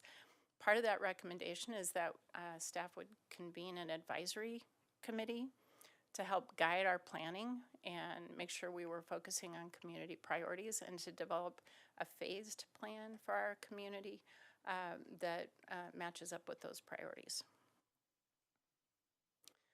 So our process for planning began with conducting some research, some market research about our community and some of the technologies that are available. We looked at what our existing building stock is. We looked at our potential growth over the next number of years, and we also took a look at what technologies are available that we can use in our plan and in our community. We also did convene our advisory committee that helped us identify priorities and guided our process. We also worked with a consultant to identify a variety of best practices that are associated with building electrification, and tried to match those up with our priorities. And then, based on some ranking and vetting tools and techniques, we narrowed the scope of those best practices to things that we thought would work best in Longmont, and then produced a plan. But along the way, we also developed a communications strategy. Building electrification is not an easy topic to talk about, and we wanted to be sure that we had some tools in place as we implement the strategies of the plan to be able to talk to a variety of audiences about what this means and how it will impact them and what it means in our community. And so we did that along the way. I wanted to thank our advisory committee. They spent a lot of time with us and provided really good feedback. We have two participating council members, Mayor Peck and Councilmember Martin. We also had representatives from Boulder County and Platte River Power Authority. We had two very well-informed and committed community members at large. We also had representatives from the Realtors Association and the development community, and we had subject matter experts from our staff that participated as well. And in addition to the council, the committee engagement rather, we also hosted focus groups. We took surveys about this topic. We had one-on-one interviews with other communities that are also facing the concerns, or that have the concerns that we have and have sustainability goals like we have, and they're looking at electrification also. We took some time to talk with the Equitable Climate Action Team, the Sustainability Advisory Board, and Sustainable Resilient Longmont as part of our stakeholder engagement. And wanted to talk a little bit about the priorities that the committee identified. There are these 4 buckets of priorities, environmental impacts, so greenhouse gas emissions, health and safety, and economic impacts that are related to, cost and workforce development, market development. Also, we were very cognizant of how to distribute the benefits and the burdens equally, or with equity in mind, and did keep in mind the very important topic of housing affordability in Longmont. And then finally, we wanted to be sure that we considered the impacts to our electric grid as a municipally owned electric supplier. So in addition to some of the benefits I talked about earlier, there are a lot of considerations that are built into the plan that we have to keep in mind as we implement the strategies. And each one of the detailed strategy sections in the plan outlines some of the challenges and considerations that we have to think about and that we have to mitigate as we're implementing the strategies. Of course, economics plays a part, awareness and kind of myth busting, and I would point out a couple of things here that will hopefully be a theme through the rest of my presentation. But electrification in buildings that are poorly weatherized, that are poor performing, that have poor building envelopes don't work. So we have to address that along the way. But again, the strategies include a lot of the things that we must consider as we implement the strategies of the plan. So we started with about 25 best practices that were developed in the inventory, and working with our committee and with our consultants, we narrowed the scope of that to 13 strategies that we think make sense for Longmont. And they're categorized here by type, if you will. So some are policy related, some are program related, some are tied to our partners, and some are financing mechanisms. And there's a lot of overlap. We just needed some buckets to put them in to kind of keep us organized in our thinking.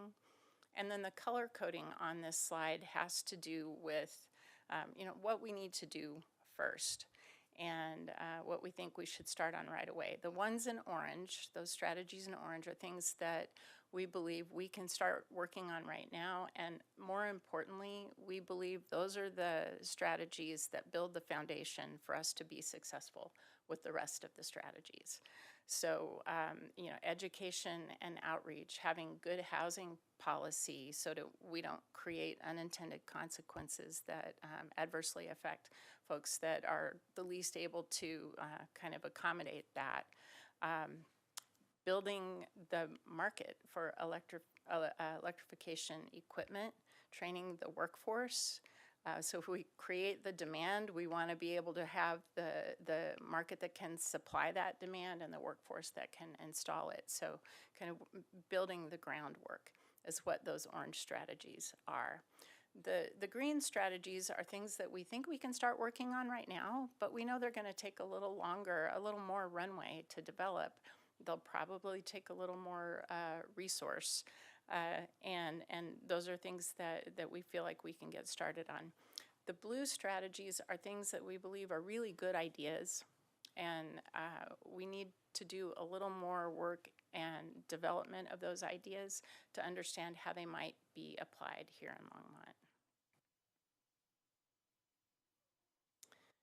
So if we were to implement all 13 of the strategies in the plan based on some high-level modeling, we have the potential to reduce our total community-wide greenhouse gas emissions by 20% by 2050, and that's over our 2016 baseline, which is what our greenhouse gas inventory is based on.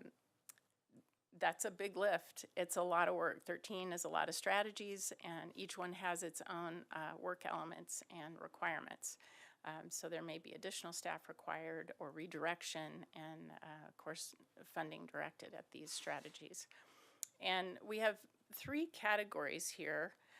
Voluntary strategies includes things like education and workforce development and incentive development, that kind of thing. Those strategies have a relatively small impact on greenhouse gas reduction, but if we don't do those things first, we can't have the impact in the other areas that we need to have over time. And with the passage of the Inflation Reduction Act in August, that's likely gonna goose the market a little bit, so we may see that voluntary strategy impact grow some. We don't know exactly what that adoption rate is going to look like, but that could definitely bolster the voluntary strategies. And I wanted to take a little sideline here to talk about the Inflation Reduction Act. There's a ton of information out there. I don't have all of it at my fingertips, but I wanted to give you a sense for the timeline on the parts of that act that would affect consumers directly here in Longmont.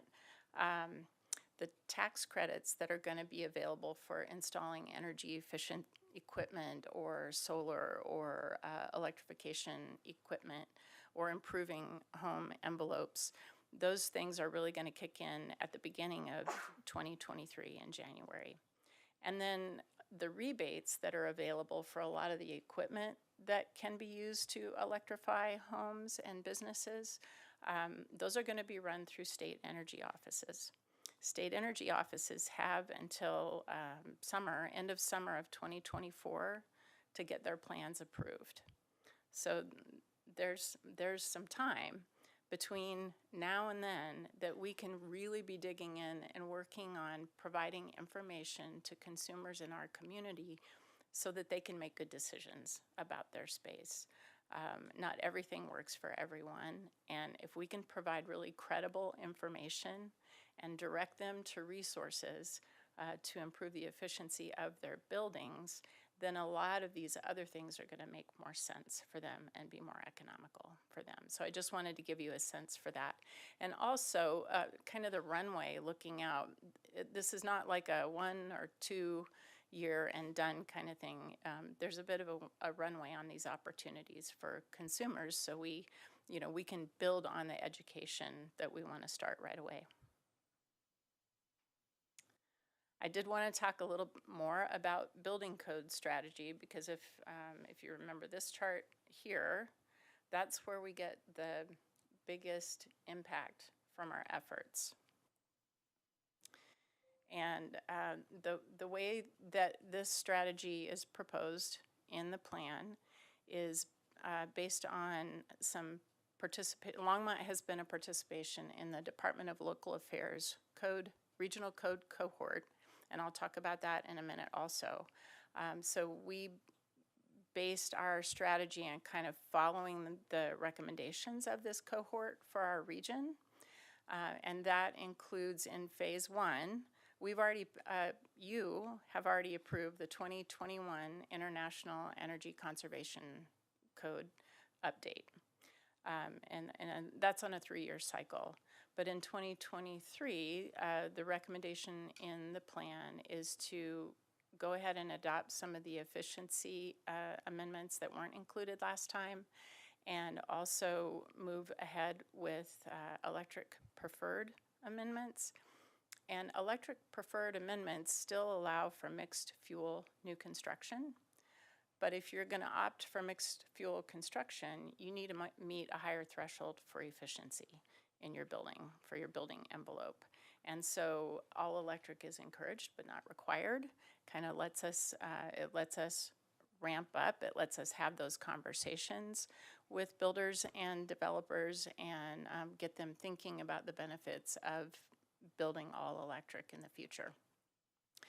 Then the recommendation is with the next phase and the next cycle of the IECC code in 2027 to adopt all electric new construction for buildings, with some exceptions for our commercial buildings that are going to have complicated process equipment and things that we just don't have the technology answers for them yet. So there would be some exceptions there.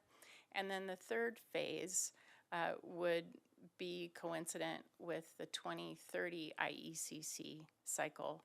And the recommendation is to have amendments that would require replacement equipment. So this is that existing building chunk, if you will. The other two are new construction, where in existing buildings, if equipment fails, then there would be a requirement to install electric equipment as a replacement. And a little bit more background on the DOLA Regional Code Cohort. You can see the list of other communities that are also participating in this cohort, and the intent was to establish some consistency across jurisdictions in our area, and also to encourage all of these jurisdictions to adopt the latest version of the IECC as it becomes available. And I'll go back to the key of having really well-built, well-performing buildings to begin with. So if we can build really high-performing buildings, those buildings have lower energy load. And that's a really good thing. And then how we supply those buildings is then another conversation. But if we can build really good buildings first, that's really important in our goals.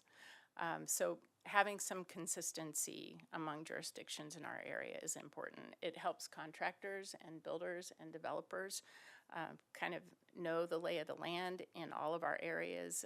It also may help with compliance, and it may help our own staff in educating builders and developers and property owners as they move through the process.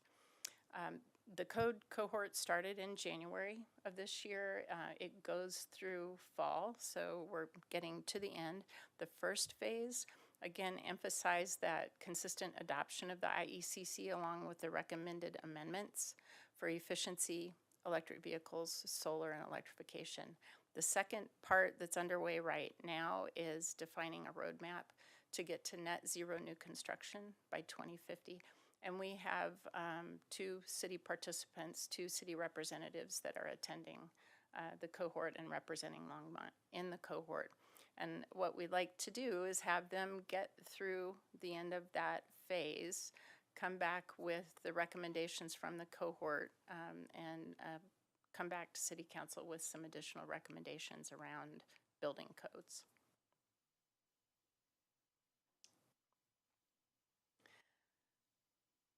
I wanted to share that the stakeholders that we talked with said we need to move deliberately. And City Council and the Climate Action Task Force asked us to develop a phased plan. And that was our target. Right now, the market is really uncertain. It's not going to be uncertain forever, but it is. There are the Inflation Reduction Act impacts that we're unwinding, and how those will interact with our own programs and with other state legislation that kind of stacks programs on top of programs. We're sorting through that, and we know that that will have an impact on some of the strategies in our plan. We also, as a city, need to prepare for the strategies in the plan. We need to develop our processes. We need to work with our partners. We have existing programs already underway, and we want to make sure that we're leveraging those programs wisely as we start to move into electrification activities. And then we also need to be mindful of our grid. We've heard a lot about AMI tonight. Having AMI data gives us really good insight into the health and the vulnerabilities of our electric grid. It helps us understand, especially on the existing building front, what might be necessary if we have a neighborhood that goes all electric. You know, we want to be able to understand that before we're just in the middle of it. And I would commend the Climate Action Task Force and City Council for kind of highlighting this as a priority. I think we would all rather be proactive as electrification comes our way than reactive. So it gives us, our phased approach gives us a chance to work through this process. And also it allows the market to develop, and it gives us that opportunity that we need to talk with our constituents, with the folks that we serve, and provide them with credible information that they can make good decisions with. I would say that it's really important for us to continue with our regional collaborations. We are not alone in deciding that this is important for our community. We're not alone in having really ambitious climate goals. And we certainly don't have to break trail on every front. We don't want to be lagging at the end, but working together, I think we have a little more momentum that way, and we need to continue to participate in those regional collaborations. So I will see if you have any questions about the plan.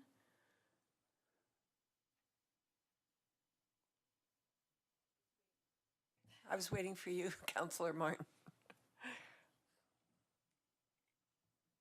It doesn't want to. Thank you, Mayor Peck. I was actually waiting to see if anybody wanted to get in first. So the first thing I want to say is that with the broad brush, this is an excellent plan. It has everything that the city will need to do in it. It has a reasonable sequence of events. It is equitable in that it has gone very far into the kind of problems that people are really truly going to encounter as this process goes forward. I think we had somebody fearful that they were going to be forced into an electric vehicle when they couldn't afford it or didn't want it. And this plan doesn't do anything like that. I mean, it doesn't address electric vehicles really at all, except some, infrastructure work on it. But it doesn't do other stuff like that. It doesn't, I talked to someone at Coffee with Council once who thought that we were going to come into his house and pull out his gas stove. This plan doesn't do stuff like that. It helps people along the road, and it's very enlightened about the way it does that.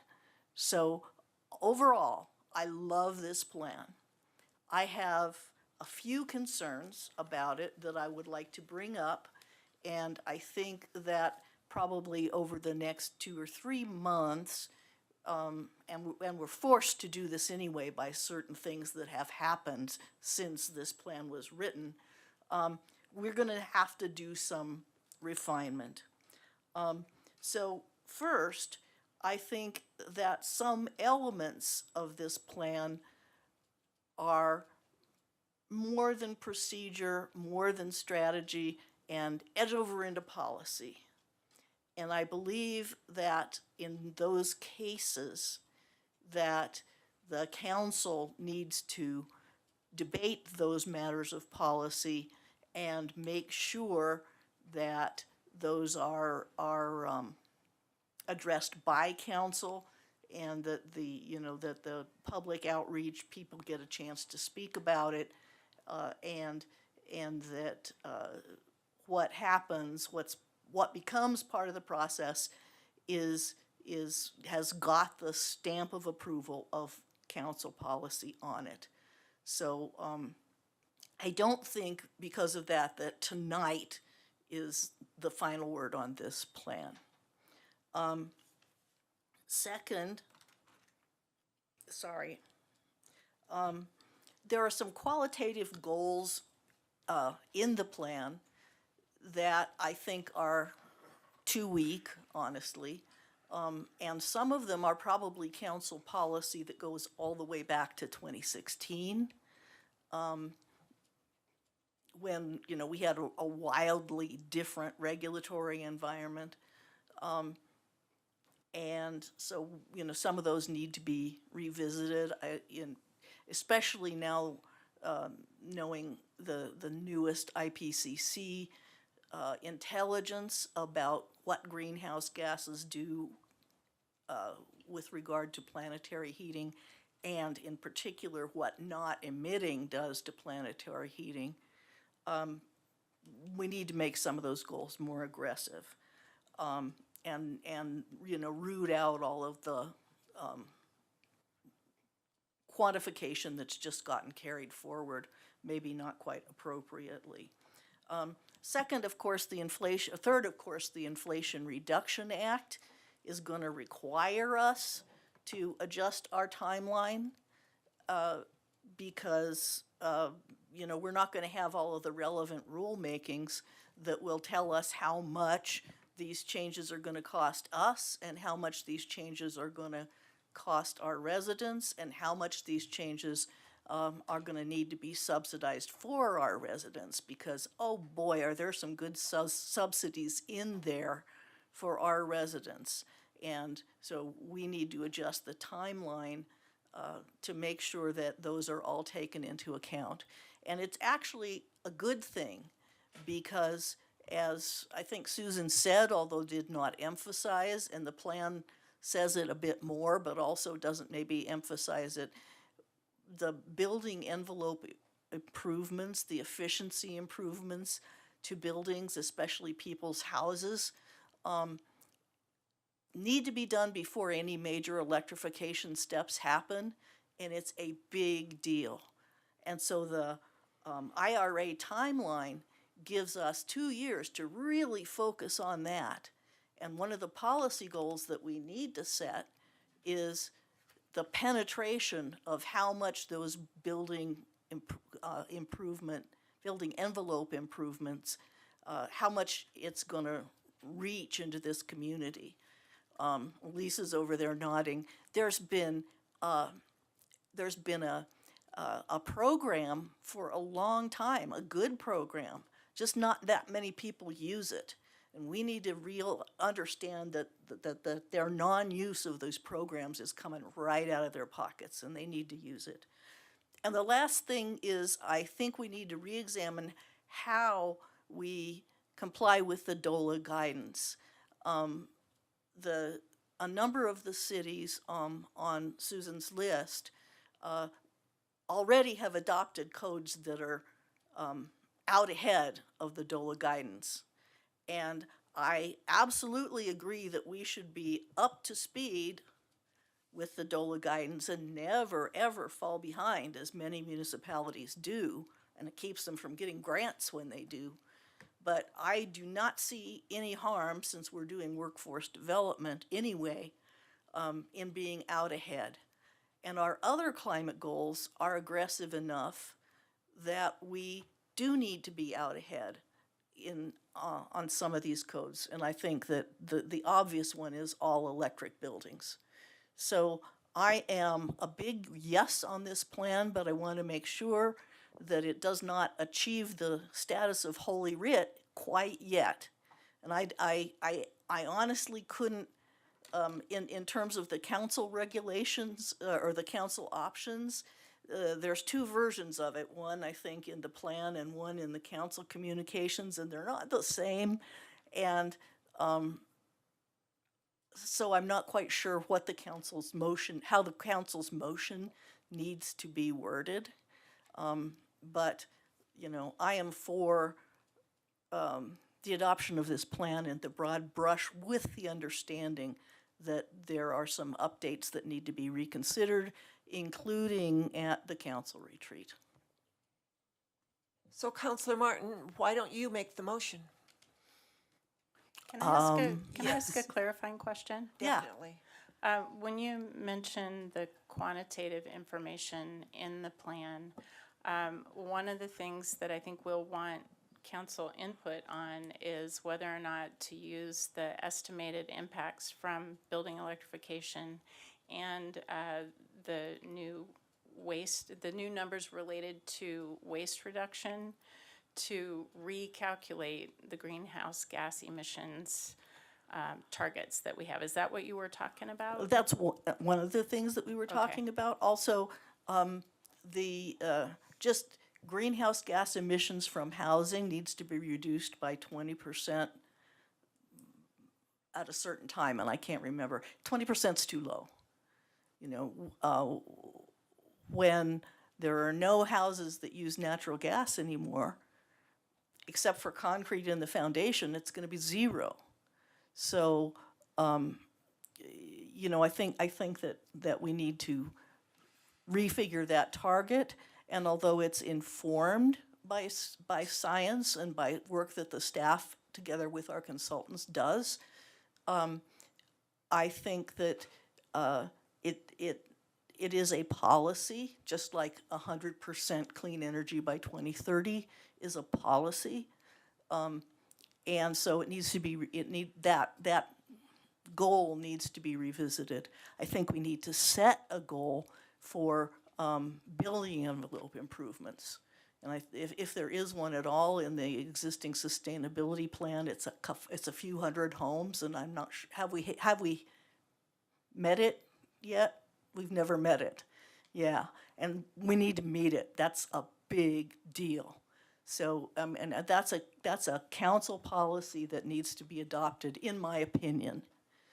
So if that clarifies what I'm talking about. It does, and I don't want to put Lisa on the spot, but she was hoping to get some indication from council whether or not to go ahead and incorporate this new information that we have from the work of the electrification committee and on the waste front to revise those. So I'm going to take that as kind of a yes on that front.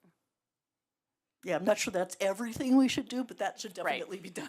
So can you, Susan, restate what it is that you're revising, that you're putting into this? And it wouldn't be me, it would be Lisa and the sustainability team. You know, they manage our greenhouse gas inventory and kind of track the progress on all the climate action recommendations and keep the dashboard that's available on the website. And currently our emissions reduction goals are 60% by 2030 and 60.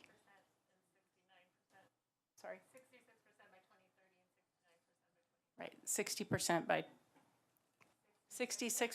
2030, 69% by 2050. Okay, and is that what you are going to revise this with? So with Not council, you, I right, with understand. council direction, Lisa and her team would revise that target metric. Are there other counselors that want to weigh in on this? Should we revise that target metric? Harold, do you have any input on? Do we need to revise it at this point, is my question.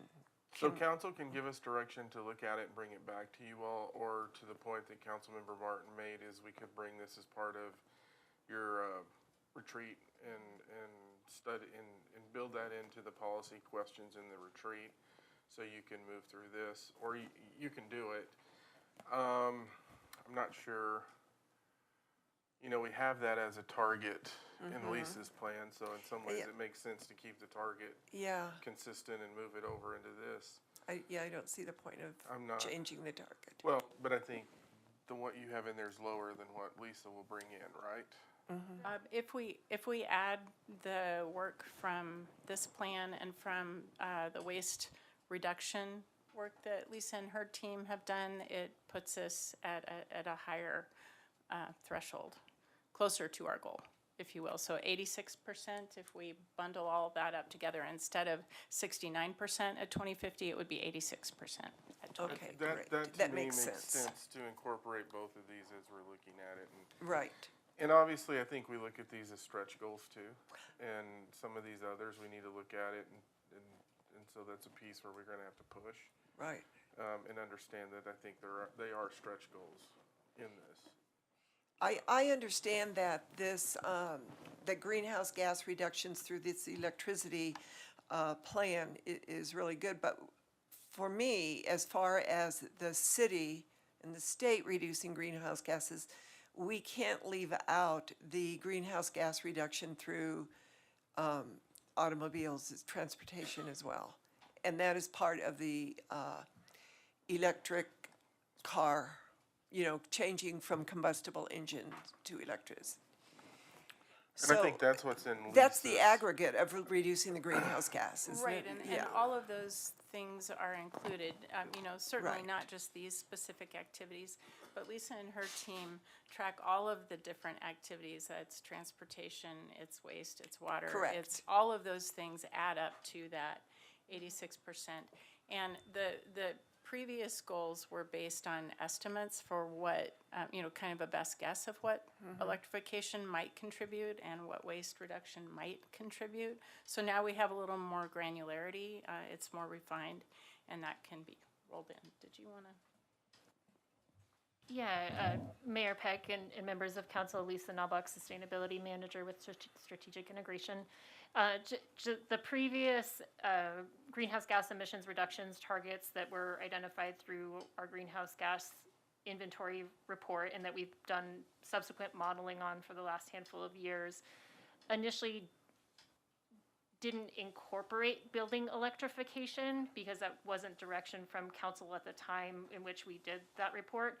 So what Susan is talking about in the recommendations that are in the building electrification plan, we worked with our consultants that have been doing our inventory to model the greenhouse gas emissions reductions impact from those recommendations in the plan and are essentially adding that into those overall recommendations that do incorporate electricity, natural gas, transportation, and then a small sliver of other things. Those are really the big three things. We have a number of other strategies in the sustainability plan and our transportation roadmap that get at those other areas as well. This is really the piece that addresses specifically that natural gas component, which was not incorporated in those targets previously. And I think some things that we're working on parallel to this that we've talked about. So obviously, with our work in the Housing Authority and what we're doing in housing generally, we're involved in different projects. And some of the projects that we're modeling right now, we are looking at all electric developments. And I've had some communications with some of you to say, we're gonna be learning through this because I think, and we've heard some of it on the assumptions that, they don't recommend heat pumps in certain areas and these types of things. Well, the reality is, if you can focus on the front end and the building envelope of the home that you're building, then you give yourself some opportunities to look at all electric neighborhoods. And it's different than some of the all electric neighborhoods that we do have in our community where the homes are older. Or like the home that I lived in Lubbock, Texas in 1998 that was all electric in a similar climate when my bills went crazy when it got cold. The technology's changed. And Correct. so we're also looking at this in some of the development projects that we're working on. And as we start understanding the economics and what it means to the price points, both in construction and then as you model it after, we will be shifting some of that information to this group. And it is the intent to look at getting a lot of units on that are fully electric. That's the goal. So, And that's the tension also, right? yes. We want, we have ambitious climate goals, but we also have goals around making sure that people can afford to live here. And finding a way to do that is not easy. And it, you know, we just need to be prudent about how we do it. Okay. So Councillor Martin, you want one last comment? And then I'm going to call the question. Thank you, Mayor Peck. I promise to be more brief this time. I just want to give a little pep talk to the staff.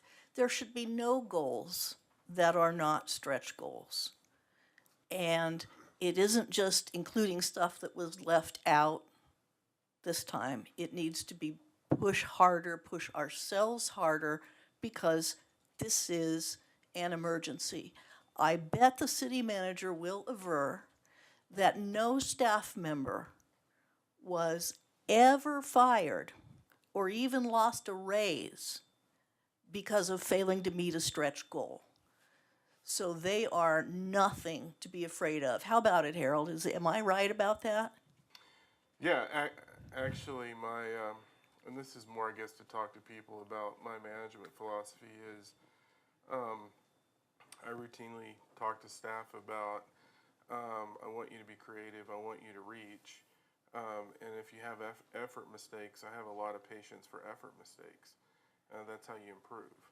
And so that's what we talk about in this, and I think some of those, when we look at it, and some of it's informed by other work that we're doing. So, you know, I get their component on the full electrification and the tension in that.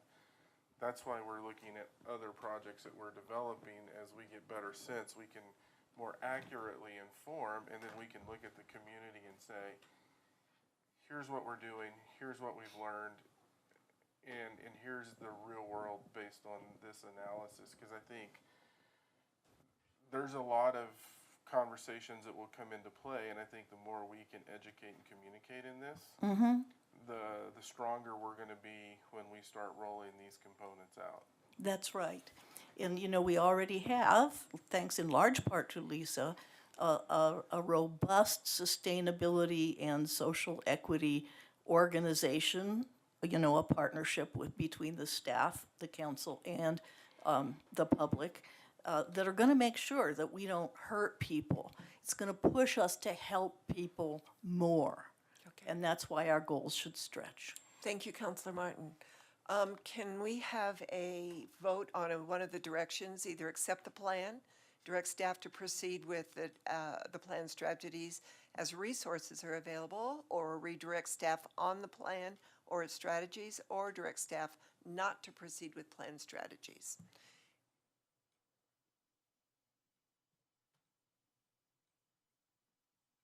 Councillor Martin. If nobody else wants to try their hand at the motion, I will. I would like to direct staff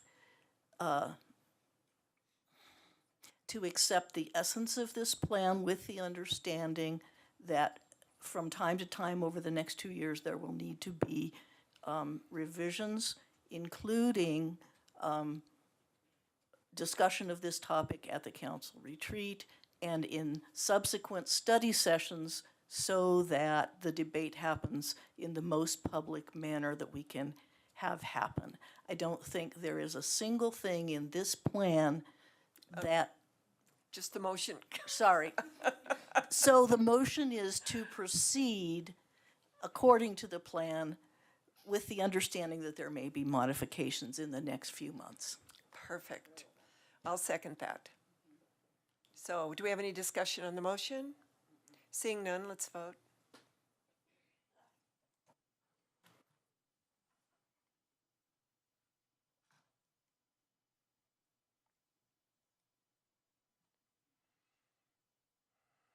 And that passes unanimously. Thank you, Susan and Lisa and your team Thank you, Mayor. for all the Thank work you, you've put in. council members.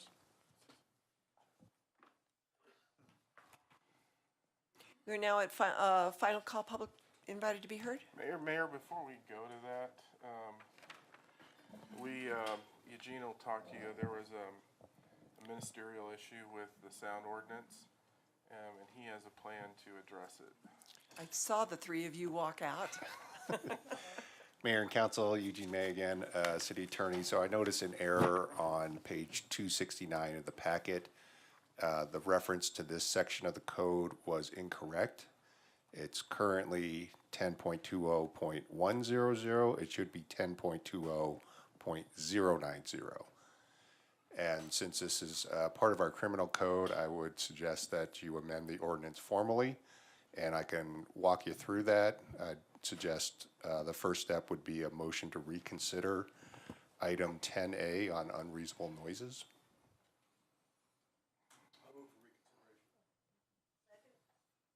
Okay, that's been moved and seconded for reconsideration of ordinance on, what was that one? Unreasonable noises. 2022-31. Correct. Let's vote. It's okay. Surprise, Dawn.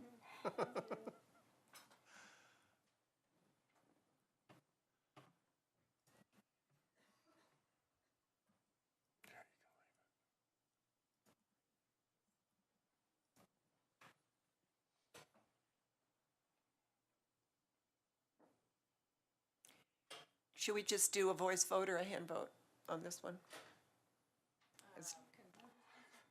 Okay. I know you will. Oh, that's, okay. Counselor Waters and seconded by Counselor Martin. Perfect, thank you.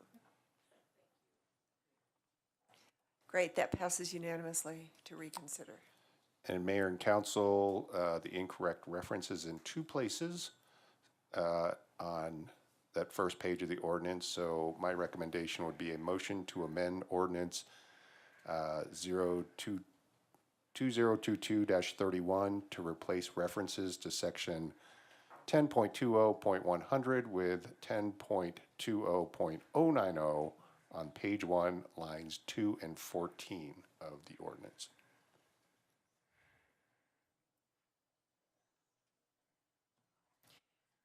I didn't write that down, Eugene. What are we replacing it with? I've got it. You've got it. Great. Okay. So can we have a motion? I'll make a motion. Counselor Martin. Thank you, Mayor Peck. I move to amend, listen closely to me, I am. ordinance item 2022-31 to substitute the code number 10.20.100 with 10.20.090 on page 1 on lines 2 and 14. It's been moved by Counselor Martin, seconded by Counselor Hidalgo Faring to amend ordinance 2022-31. Let's vote. That carries unanimously. Thank you, Eugene. And finally, a motion to approve the amended ordinance. Second. Okay. Thank you, Council. So approving the amended ordinance was, the motion was made by Counselor Waters, seconded by Counselor Hidalgo Faring. Any discussion? Doesn't look like it. Let's vote.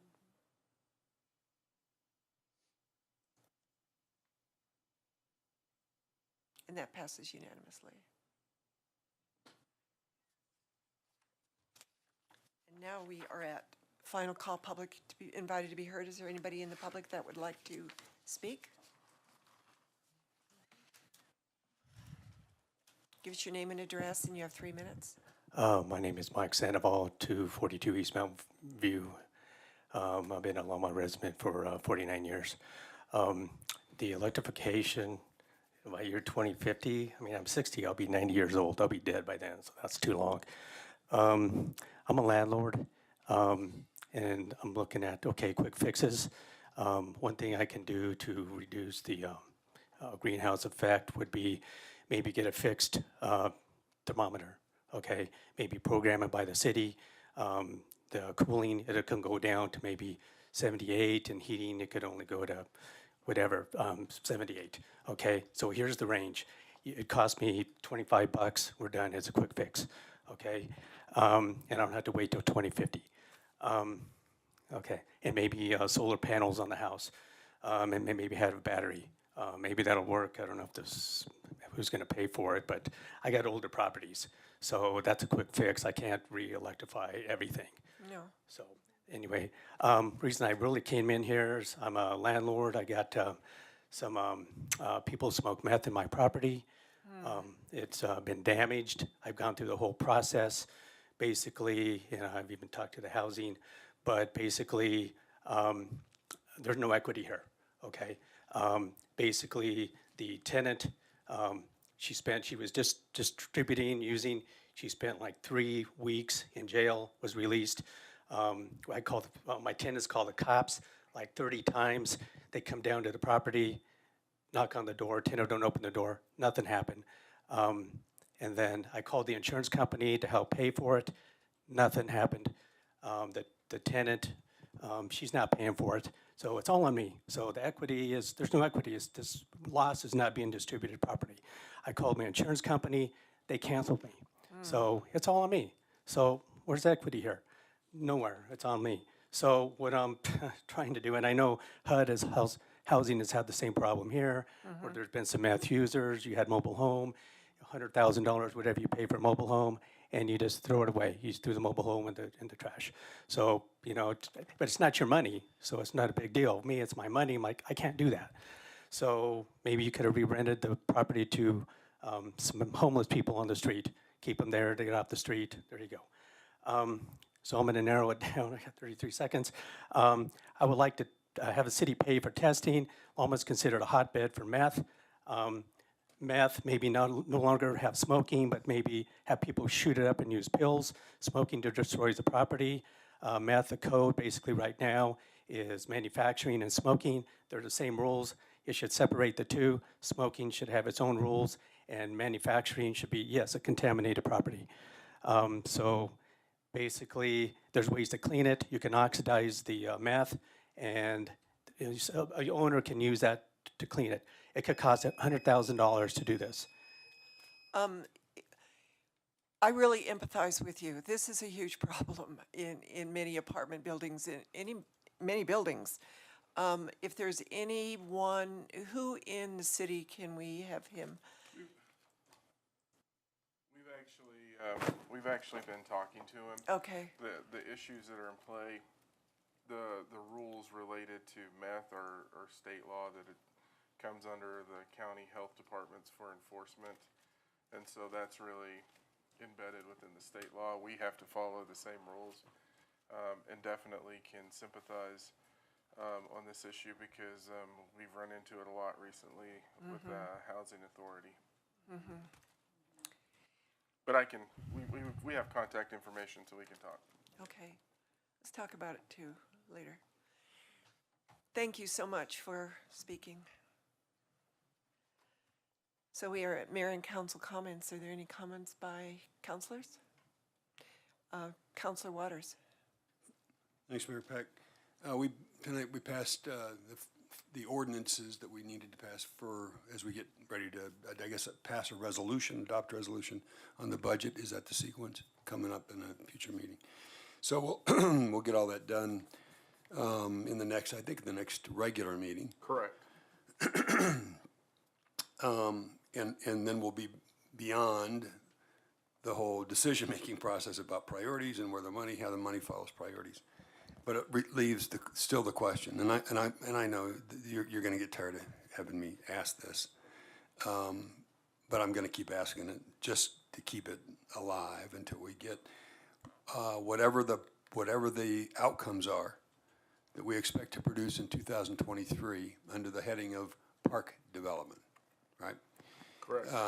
Back to that conversation about accountability and what we're going to hold ourselves accountable for and what can we report to the public.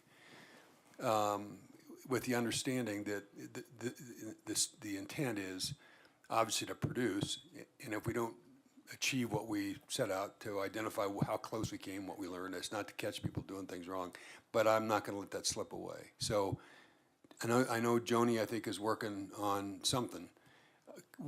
Let me ask again, you'd mentioned early December that we would have. So I think they're moving a little bit faster than that. I know that Joni's indicated to me she's met with the staff and they have a plan and proposal that they need to present to me. And so we're trying to go over that in terms of how we can hit the target of at least 6 parks in 5 years, or 5 parks in some, and so they have it ready. I just haven't gone over that with them. When I would assume 6 parks in 5 years, they're phases, like we will be this far on those 6 parks at the end of 2023, then 24. Yeah, some rough estimates. I think it'll depend on the approach that we take in terms of the contracting piece, but it'll be an outline of that, yes. Right. I can assure you that our Parks Advisory Board will be keenly interested. Yep. As are, others who we've heard from, our pickleball community and others. So, thanks. That's good news. We're moving on. So, Councilor Hidalgo Faring.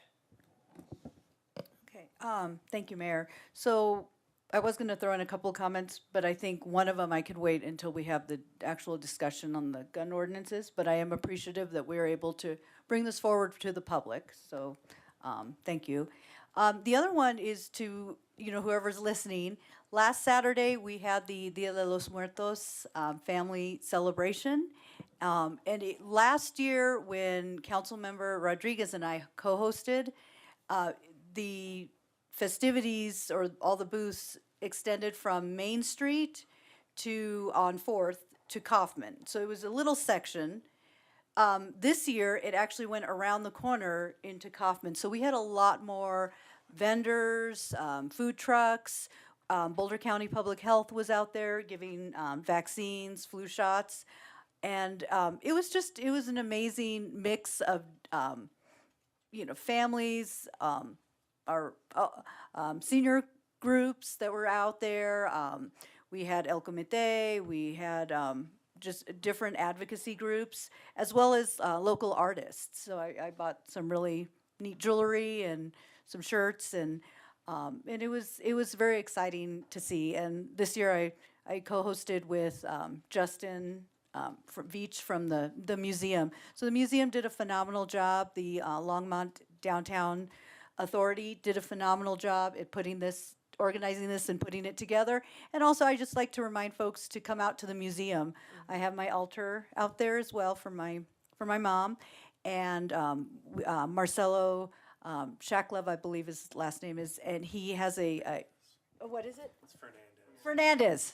Sorry. He had, I don't know why I said that. But anyways, so he has, Marcelo Fernandez has a altar out there. It was gorgeous. So please come and see that. Thank you. I'm very tired. No, but it was enjoyable. Yes, it was. Councilor Yarbrough.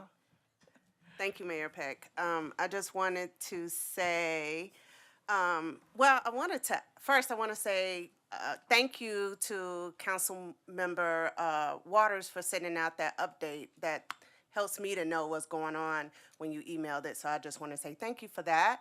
But I also want to ask a question. If anyone, I heard on KGNU News today about Babbitt Ranch in Florida, who have all of those solar panels for their town. I think it's around 50,000 people. And Hurricane Ian did not touch them. And their electricity stayed on, to where surrounding cities who were affected by Hurricane Ian are now sheltering in Babbitt Ranch. So I was just wondering if anyone knew anything about their electrification throughout that entire city and how they're doing it, how they did it, and they're still, what you say, Robert? It was specifically built that way. Right, the owner of the land he was actually an NFL player. That's what I heard from Green Bay or something. And he purchased all this land and made it, started out with all solar panels and everything is electric. So I don't know. I'm still learning. So I was just wondering if anybody knew anything about that and if we heard anything or looked into anything. I just thought it was pretty cool that there's a whole city that was bypassed by the hurricane in Florida that was like 30 miles from the ocean, and not affected at all in all electric. So that was just a question. I don't know if Councilwoman Martin may have heard about that.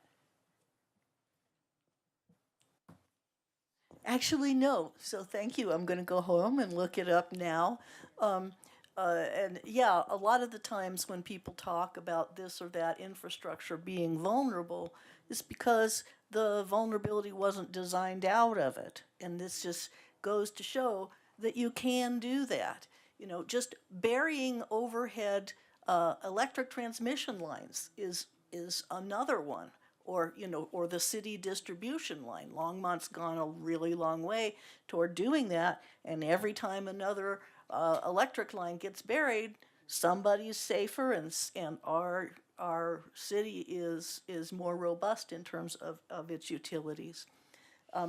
If I may, this is going to be brief. I know I've talked a lot today, but it's kind of my thing, There are a couple things that I feel like people think stuff's being put over on them. And I would like to say that the public has certain rights to a vote on issues, and they mostly have to do with money, right? So the public has to vote for a new tax. There's no new tax associated with any of the things that we're doing in terms of electrifying the city. The public gets to vote on borrowing, right? Even when there isn't a new tax associated with the borrowing. So for example, our ballot question 3C, which will pay for a big chunk of finally completing, in good time by the way, the flood restoration project, is borrowing without increasing the taxes. And that means it's good for everybody because it's going to happen faster than it would if we didn't borrow, and it'll probably be cheaper and better than if we didn't borrow. Similarly, the public doesn't get a vote about how we deliver the electricity we have. That's not something that the public would vote on because the public doesn't have the expertise to do it. So we've never asked you whether we should put our electric distribution system underground. We're just doing that as fast as we can. And it's making everything better in Longmont. We don't ask what brand of equipment goes into the transformers at our substation or in the boxes at the end of the block. The staff has expertise in that, and they decide what brands are best, and they make the best purchase and get the best deal they can. And it's pretty much the same with the electric meter. They're part of the infrastructure. And that's just all I wanted to say. Thank you. So, seeing no other comments, Mayor, City Manager, I'm sorry. But you could be Mayor. No, no comments, Mayor, Council. City Attorney. No comments, Mayor? Oh, I did have one. Oh. Vision Zero, November 15th. The Vision Zero presentation, you all wanted a date. That'll be November 15th. Bill's confirmed that. Great. Assuming some scheduling issues based on some things that have been added to the agenda, so we'll have to look at that. But that's a date right now. Okay. Perfect. All right. We need a motion to adjourn. So moved. All those in favor? Raise your hand. We are adjourned. Thank you, everyone.